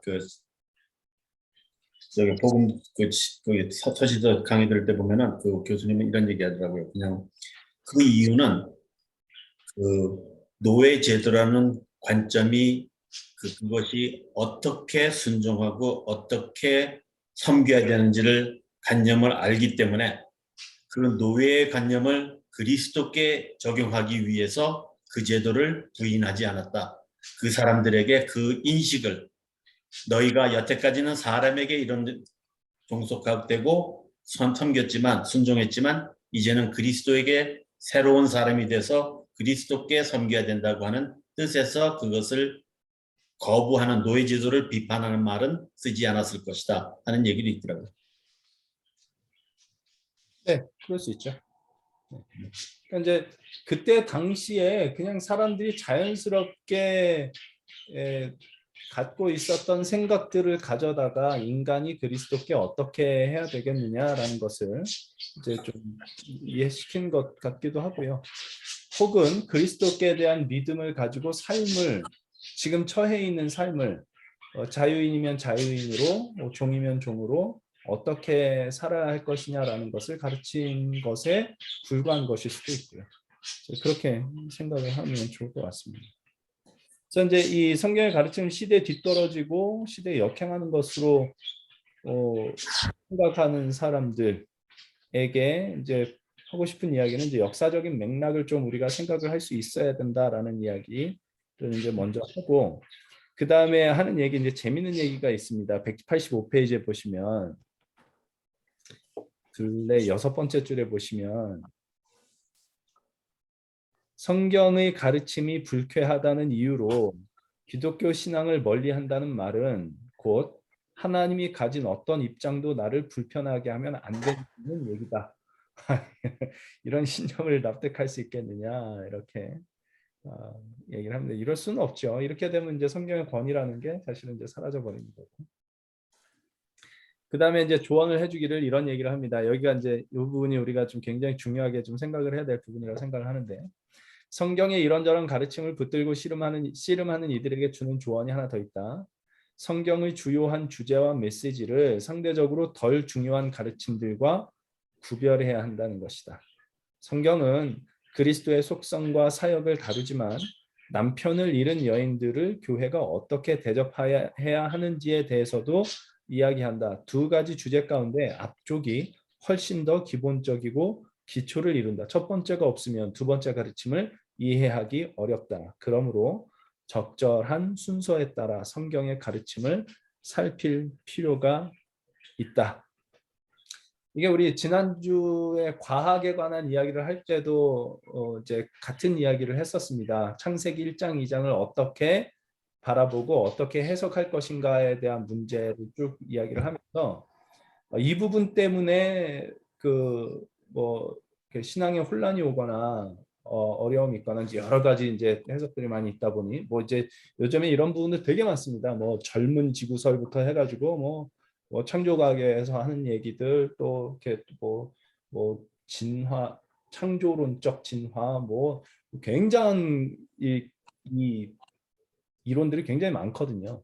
이런 것들에 의해서 이렇게 혼란스럽다면 이거보다 성경 전체가 가르치는 어떤 총체적인 이해가 먼저 이렇게 필요하고 그 나머지 세부적인 것들은 그 다음에 이제 입장을 이렇게 취해가면 좋지 않겠느냐라는 이야기를 이제 지난주에 그 과학 이야기를 하는 데서도 했었고 오늘 이야기도 마찬가지죠. 그러니까 남편 잃은 여인들을 교회가 어떻게 대접해야 되느냐 뭐 이렇게 해야 된다라는 이야기들 뭐 있겠지만 그보다 훨씬 더 앞서는 것은 사실 그리스도가 누구시며 그리스도께서 어떤 사역을 해서 우리를 구원하셨고 그렇기 때문에 이제 남편 잃은 여인은 우리가 어떻게 해야 된다라는 이야기 그 다음에 나올 수 있는 이야기거든요. 그러면 이제 가장 먼저 우선되는 이야기는 사실은 이제 그 그리스도의 속성과 사역에 대해서 먼저 이해가 돼야 될 것이고요.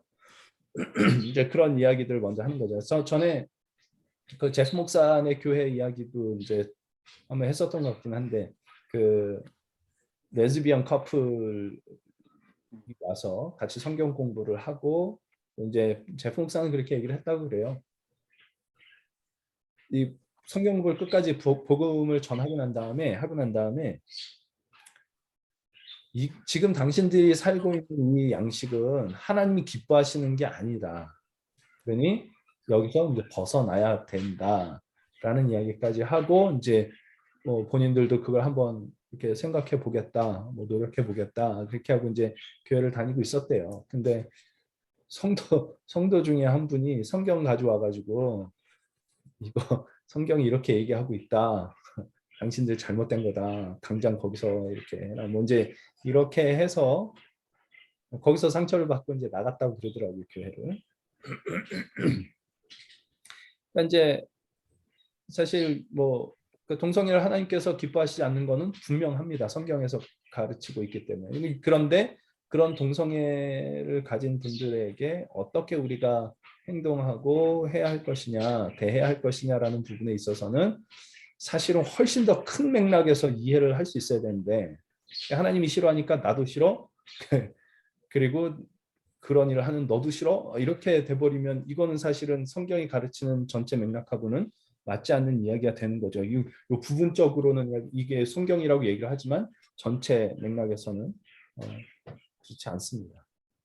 그러니 그 성경의 어떤 이렇게 좀 부분적인 요소들 이걸 어떻게 우리가 바라보고 이해해야 되느냐라고 하는 것이 좀 뭐라 그럴까요? 그러니까 명쾌하지 않을 때는 우선은 이 성경 전체가 무엇을 가르치고 있는 것인가 하는 것에 집중을 하고 그리스도의 그 존재, 그리스도의 사명, 그리스도의 숙성 이제 이런 부분들을 먼저 이렇게 좀 분명하게 토대를 세워가는 것이 중요할 것이라는 이야기를 하고 있습니다. 그래서 그 밑에 이제 얘기를 한번 읽어보겠습니다. 뜨거운 관심을 받고 있는 이슈를 예로 들어보자. 성경이 가르치는 성 역할을 도무지 받아들일 수 없어서 고민인가? 그렇다면 크리스천들도 특정한 본문들에 대해 갖가지 다른 생각을 품고 있다는 사실을 명심해야 한다. 하지만 예수님이 사흘 만에 죽은 자들 가운데서 다시 살아나셨다는 사도신경은 모든 크리스천이 한 목소리로 고백한다. 그러니 신앙의 핵심을 이루는 가르침들에 대한 입장이 확실하게 정리될 때까지는 성 역할 같은 주제들에 너무 얽매이지 말라. 그러니까 우리가 진짜 이게 뭐 이렇게 작은 주제들에 얽매이지 말아야 됩니다. 그거에 얽매이기 시작을 하면 이게 절대화될 가능성이 굉장히 높고 절대화되면 이게 신이 됩니다. 이게 하나님이 됩니다.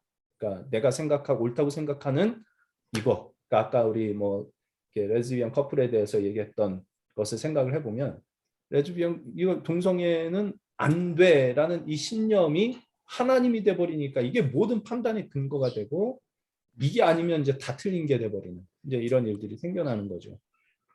그 전에 우리는 가장 먼저 뭘 해야 되냐면 예수님을 믿는가?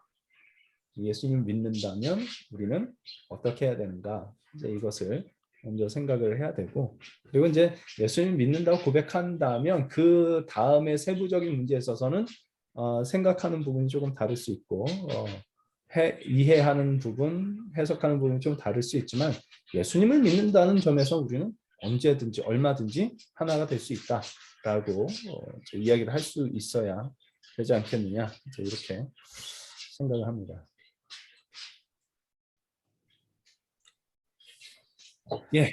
그래서 이것이 이제 그 성경을 시대에 뒤떨어지고 시대에 역행하는 것으로 여기기 때문에 성경을 믿을 수 없다라고 말하는 사람들에게 전하는 조언이면서 이제 이 성경이 이런저런 가르침을 갖고 붙들고 씨름하는 사람들에게 주는 조언이기도 한 내용을 좀 살펴봤습니다.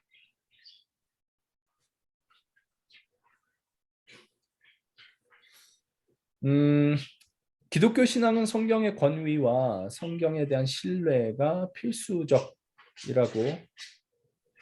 얘기를 하죠. 우리가 그렇게 믿고 있습니다. 그 이유는 뭔가요? 성경의 권위와 성경에 대한 신뢰가 필수인 이유.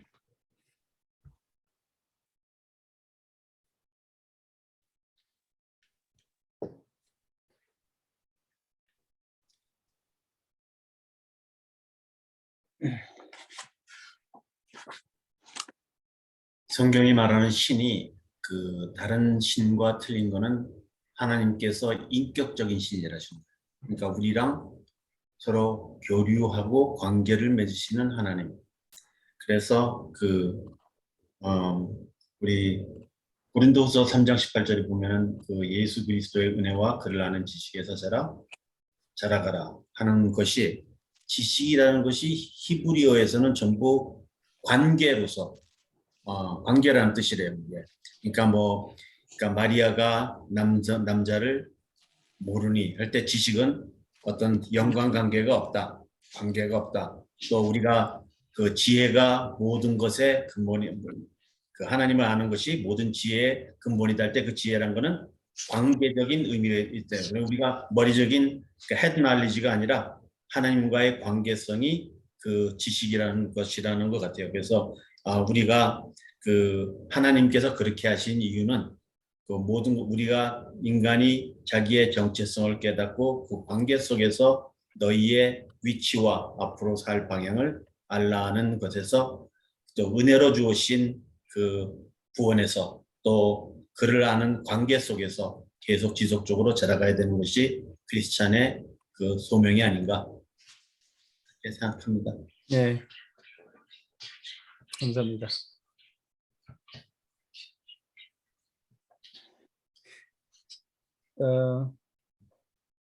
187페이지에 보시면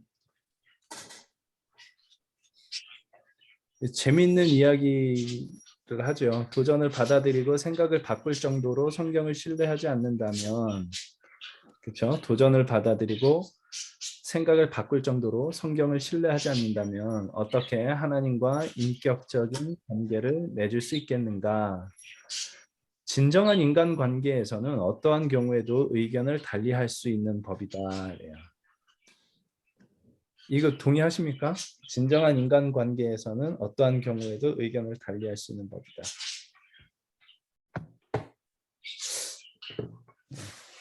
참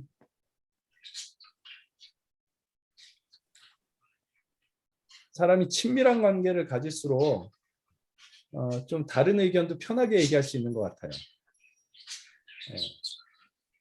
그게 맞는 건지 모르겠지만 제가 요새 그 강의를 달라스 윌라드의 강의를 듣고 있는데 학교에서 했던 거. 근데 이제 보면은 진정한 사랑은 내가 사랑하지 않을 때 상대방은 사랑하는 거예요. 상대방이 나를 사랑하지 않을 때 나는 사랑할 수 있는 거. 그러니까 그게 완전히 이타적 사랑이죠. 그러니까 그것이 내가 생각해서 하는 것이 아니고 하나님이 사랑이시니까 존재로서 우리한테서 저절로 우러나오는 것이 그런 사랑이 되어야 된다. 그렇게 될 수 있으면 좋겠습니다. 네. 근데 이제 지금 여기 나오는 여기 뭐 스텝포드 와이프 영화 얘기하는 뭐 저는 보지는 못했지만 아내를 주인의 뜻을 절대로 거스르지 않는 로봇 같은 인간으로 만들기로 했다. 진짜 그런 관계가 이루어졌을 때는 사실은 거긴 인격적인 관계라는 건 없겠죠. 그래서 그러면서 하는 얘기입니다. 자, 이제 천천히 따져보자. 성경에서 감정을 상하게 하고 뜻에 맞지 않는 부분을 닥치는 대로 도려낸다면 어떻게 되겠는가? 믿고 싶은 내용만 골라서 믿고 나머지는 거부한다면 인간과 다른 생각을 가진 하나님을 어떻게 만나겠는가? 만날 수 없다는 얘기죠. 기껏해야 스태포드 하나님을 찾을 수 있다. 기계적인 관계를 맺는 하나님. 그러니까 이제 율법주의에서는 하나님이 인간을 기계로 만드는 것처럼 여길 수 있는 것 같고, 그러니까 말하는 방종주의에서는 인간이 하나님을 기계로 만들어 버리는 일들이 생겨나는 것 같습니다. 하나님, 내가 받아들일 수 있는 부분들만 받아들이고 받아들이지 못할 부분들은 싹 빼놓고 하나님이 이 정도만 해주시면 되는 분으로 이렇게 딱 설정을 해서 기계적으로 만들어버리는 일이 방종주의에 일어나고, 율법주의에서는 하나님이 나에게 시킨 일을 나는 기계처럼 해야 되는 그런 어떤 기계적인 관계들이 일어나는 것 같습니다. 그런 성경은 끊임없이 우리가 가진 본성에 도전을 하고 우리가 가진 신념과 이제 생각들을 깨뜨리는 그런 이야기들이 참 많이 있고, 이거를 정말 놀라운 것은 하나님이 이걸 강제로 하시지 않는다는 것이죠. 왜냐하면 인격적인 관계를 맺기를 원하시기 때문에. 그래서 끊임없이 성경을 우리에게 보여주시고 성경이 우리의 기준이 되게 하시고 그리고 그 성경 안에서 우리가 가지고 있는 낡은 생각과 법칙들을 깨뜨리고 새로운 법칙과 새로운 세상 속으로 들어갈 수 있도록 인도해 주시는 길이 이제 그 표준이 이제 성경, 하나님의 말씀이라고 우리는 생각하고 있기 때문에, 그래서 성경의 권위와 성경에 대한 신뢰가 우리는 필수라고 이야기를 하는 것이지요. 이것이 이제 뭐 지금까지 이렇게 살펴본 내용에서는 성경이 역사적으로 사실이다라는 것을 논증하기 위해서 뭐 이런저런 이야기들을 했지만, 우리가 성경을 사실이라고, 그러니까 신뢰하고 성경의 권위를 이렇게 받아들여야 되는 이유는 이게 역사적으로 사실이기 때문에 받아들이는 것이 아니라, 물론 그것도 있지만 역사적인 사실이기 때문에 받아들이는 것이 아니라 이 성경이야말로 유일하게 하나님과 인격적인 관계를 맺을 수 있는 길이기 때문입니다. 이것이, 이 말씀이 우리를 도전해오고 우리를 바꾸고 우리와 하나님과 사이에 인격적인 관계를 맺게 해주는 길이기 때문에 성경의 권위, 성경에 대한 신뢰가 우리 기독교 신앙에서는 필수라고 이야기를 하고 있는 것입니다. 예, 그래서 뭐 이제 아까 우리 뭐 정 목사님도 말씀해 주셨습니다만은, 이게 믿지 않기로 한 사람한테는 이건 아무리 얘기해봐야 아무 소용이 없고, 믿으려고 하는데 이런저런 의심스러운 소리가 들리더라 하는 사람에게는 이제 좀 도움이 될 수 있는 이야기가 될 수 있을 것 같고요. 무엇보다도 우리 자신이 성경을 왜 믿을 만한가에 대한 그 확신이 바로 서면 설수록 성경이 내 죄악된 본성에 도전해오는 그 말씀에 우리가 좀 바르게 반응할 수 있는 길이 좀 더 크게 열리지 않을까, 이런 생각을 해보게 됩니다. 예, 그래서 제가 이제 그 질문지 맨 아래에 말씀을 좀 해놓은 게 이렇게 되어 있습니다. 보라, 하나님의, 고린도후서 7장 11절 말씀. 보라, 하나님의 뜻대로 하게 된 이 근심이 너희로 얼마나 반절하게 하며 얼마나 변증하게 하며 얼마나 분하게 하며 얼마나 두렵게 하며 얼마나 사모하게 하며 얼마나 열심 있게 하며 얼마나 벌하게 하였는가. 너희가 그 일에 대하여 일체 너희 자신의 깨끗함을 나타내었느니라. 그러니까 하나님의 뜻대로 하게 된 근심이 있다는 거죠.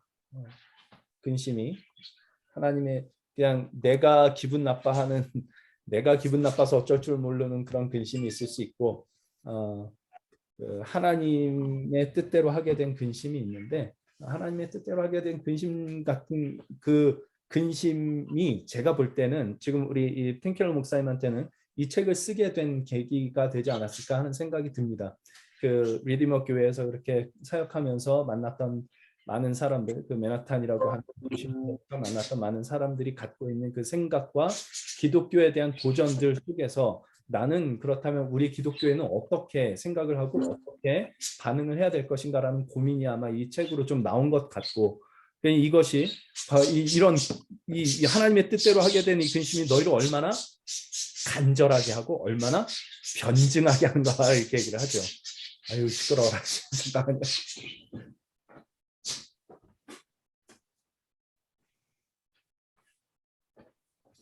예. 변증하게 하며 분하게 하며 두렵게 하며 사모하게 하며 열심히 있게 하며 벌하게 하는가? 네. 이런 근심이 하나님의 뜻대로 하는 근심이 우리 안에 있을 때 이제 이런 일들도 또 우리에게 또 일어나는 것 같고, 이렇게 함으로써 우리가 또 우리의 깨끗함, 너희 자신의 깨끗함을 나타내었느니라라고 얘기하는 것처럼 그런 것들이 좀 우리 안에서 나타나게 되지 않을까 이런 생각을 해봅니다. 예, 그래서 여기까지 오늘 성경에 대해서 이것으로 하나님을 오해하는 7가지 질문에 답하다라는 요 부분은 이제 끝이 났습니다. 네. 어떻게 뭐 하실 말씀이 좀 있으신가요? 어떻게? 근데 모든 것의 근본적인 거는 제가 생각하기에는 이제 앞으로 제가 그것을 이제 그 정체성 인식을 통한 그리스도인의 영성 훈련, 이것이 이제 주제거든요. 앞으로 공부할 거에. 근데 이거는 그 성경이나 아니면 그 성경이 말하는 우리의 모든 우리가 해야 할 일, 또는 우리 성령의 열매들은 우리가 성경을 통해서 이것이 우리가 그렇게 행동하라기 때문에 행동하는 것이 아니라 우리의 존재가 그러한 사람이기 때문에, 하나님이 창조하실 때부터 우리의 존재가 그러한 사람이기 때문에 우리가 그것을 드러내는 새 사람이 되어야 된다. 그러니까 그것이 우리의 원래 존재다. 리딤이란 것은 뭐로부터 회복하는 거거든요. 뭐로서. 그러니까 방향성은 하나님이 창조하실 그러한 본연의 우리의 인간 모습, 그것이 아닌가. 그래서 우리가 무엇을 이것을 억지로 하는 것이 아니라 남이 하기에, 또는 성경이 그렇게 우리를 이끌어가는 것은 너희의 그 하나님이 보시기에 좋았던 정체성을 회복하라는 것이 아닌가. 그래서 남이 하라 그래서 하는 게 아니라, 옳기 때문에 하는 것이 아니라 우리의 존재가 그런 사람이다 하는 것을 읽고 오시는 게 성경의 얘기가 아닌가, 그렇게 생각해요.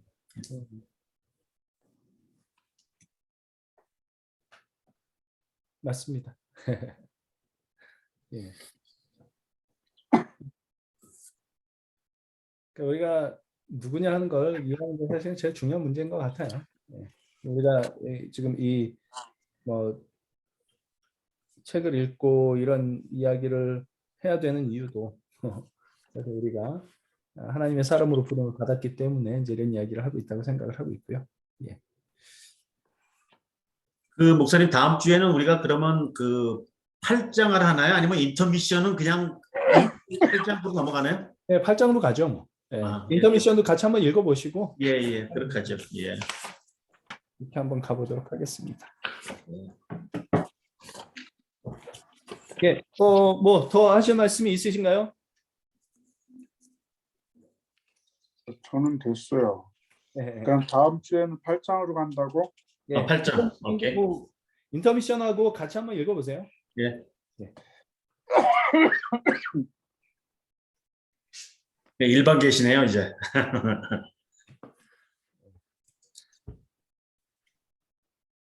그 줌 미팅이 더 나은 것 같아. 그래요? 저는 저 목사님이 주신 커피를 마시고 있습니다. 어떻게 다음 주에도 줌으로 만나요 그러면? 좋습니다. 좋아요. 아니 시간이 좀 많아지잖아요. 거기까지 가는 시간이 좀 줄어드니까 네, 네. 그거는 좋은 것 같아요. 오케이, 갔다 왔다 1시간이 걸리니까. 오케이, 오케이. 네. 지금 이렇게 하니까 몇 시간이 지금 세이브가 되는데 오케이, 오케이, 오케이. 근데 다음 주는 아이들이 오기 때문에 못 가거든요. 그러니까 여기서 하면 되지 뭐 집에서. 그러니까 저는 뭐 언제든지 할 수 일단 있지만 주의로 계속 하겠습니다. 그리고 그 뭐 이제 제가 뭐 기획위원회도 이제 뭐 목사님하고 오셔야 될 거고 이제 거기서 좀 얘기를 해야 될 것 같은데 지금 요게 뭐 이제 그 이렇게 소수 사람을 위한 것처럼 돼버려서 그렇죠. 이제 그 뭐 예배로 좀 전환을 하는 게 어떠냐라는 얘기들도 좀 있고 그러니까 이런 얘기들 좀 같이 한번 나눠보고 그 얘기 나오는 거에 따라서 좀 진행을 뭐 예배 끝나고 해도 되고요. 우리는 뭐 잠깐. 오전은 비워놨으니까. 오케이. 알겠습니다. 하여튼 뭐 이제 그렇게 생각을 좀 한번 해주시고 주일날에는 이제 그 기획위원회 좀 같이 참석을 해주시면 좋겠습니다. 네. 그러면 우리 시간에 잠깐 같이 기도하고 마치면 좋겠는데 뭐 좀 딱딱한 내용이었습니다. 딱딱한 내용이었지만 이제 우리가 성경을 어떻게 좀 대해야 할 것인가라는 부분을 좀 생각을 해봤는데 정말 하나님의 말씀으로 우리의 마음을 좀 불편하게 하고 받아들이기 어려운 내용들도 분명히 있지만 그 속에서 하나님이 우리를 뭐 강제하시지 않으시고 끊임없이 인격적으로 찾아오시는 그 길이 바로 이 성경이라는 것 우리가 기억하게 하시고 하나님과의 인격적인 관계를 맺기 위하여 이제 역사적 사실 뭐 이런 거 우리가 따져보는 것도 중요하겠지만 무엇보다도 이것이 진정으로 하나님의 말씀이기 때문에 우리가 우리의 옛 본성을 이 말씀을 따라서 고쳐나가는 일들이 있어야 되겠습니다. 그 도전을 받아들이게 하시고 우리의 옛 자아가 죽게 하시고 말씀으로 변화되게 되는 그런 일들이 있도록 우리 마음 가운데 이 정말 우리 성경 말씀을 하나님의 말씀으로 받아들이고 그 말씀의 권위 아래 살아갈 수 있는 저희들 될 수 있도록 우리 하나님 도와주십시오. 그리고 우리를 통하여 하나님의 말씀의 영광이 드러날 수 있도록 주님 도와주십시오. 우리 같이 잠시 기도하고 주기도문으로 마치도록 하겠습니다. 함께 기도하겠습니다. 가신 하나님 아버지 감사합니다. 주님 우리 주님과 함께 성경 말씀에 대해서 함께 이야기하고 주셔서 참 감사합니다. 무엇보다도 하나님 이 말씀이 정말 하나님의 말씀인 것을 좀 기억할 수 있게 되셨습니다. 또 하나님 아버지의 말씀에 그 권위를 살아갈 수 있도록 주님 때로는 내가 받아들이기 어려운 말씀도 있고 있습니다. 정말 하기 싫은 일을 주님 하나님 아버지 정말 내 힘으로는 도무지 불가능한 일을 주님 주시고 나는 주님의 말씀입니다. 주님 그러나 그 모든 말씀 속에서 우리 하나님의 말씀의 그 권위를 인정하게 하시고 하나님의 그 말씀의 권위 아래 살아갈 수 있도록 인도해 주셔서 자아가 예수 그리스도의 십자가와 함께 못 박혀 죽는 것보다 우리 하나님의 말씀 안에서 일어나게 하시고 하나님 그리고 우리 하나님 아버지의 말씀의 권위 살아가는 아버지의 그리스도의 아버지의 모습이 하나님 아버지의 이 세상 가운데 드러날 수 있도록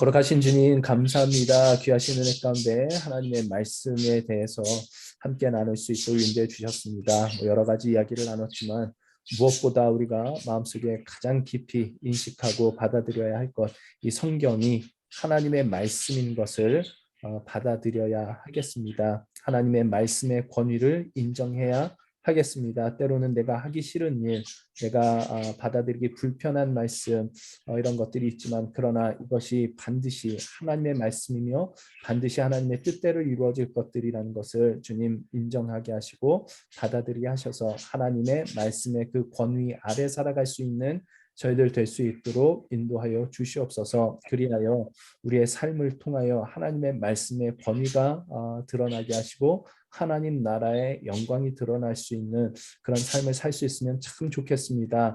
우리 주님의 말씀을 통하여 그 말씀 안에서 우리 자아가 부인되고 우리 옛 자아가 부인되고 우리 하나님의 말씀이 이렇게 살아나고 하나님의 다스리심이 우리 안에서 이루어지는 놀라운 은혜 있도록 주님 역사하시고 인도하여 주시옵소서. 오늘 이 아침 하나님께서 모으시고 또 귀한 은혜를 함께 나누게 하여 주시니 감사를 드립니다. 오늘 하루를 살 동안에도 또 우리의 남은 모든 생애를 우리 하나님 아버지의 그 말씀의 권위 아래 순종하며 살아갈 수 있는 저희들 될 수 있도록 주님 도와 주시옵소서. 감사드리며 예수님의 이름으로 기도합니다. 아멘. 하늘에 계신 우리 아버지여, 이름이 받으시오며 나라가 영원하시며 뜻이 하늘에서 이루어진 것 같이 땅에서도 이루어지이다. 오늘날 우리를 주시고 우리가 우리에게 죄 지은 자를 사하여 준 것 같이 우리 죄를 사하여 주시고 우리를 시험에 들게 하지 마시옵시며 다만 대개 나라와 영광이 아버지께 영원히 있사옵나이다. 아멘. 수고하셨습니다. 감사합니다. 네, 수고하셨습니다. 잘 쓰셨습니다. 네, 감사합니다. 네. 자, 좋은 날 되시죠. 네, 바이. 안녕히 계세요.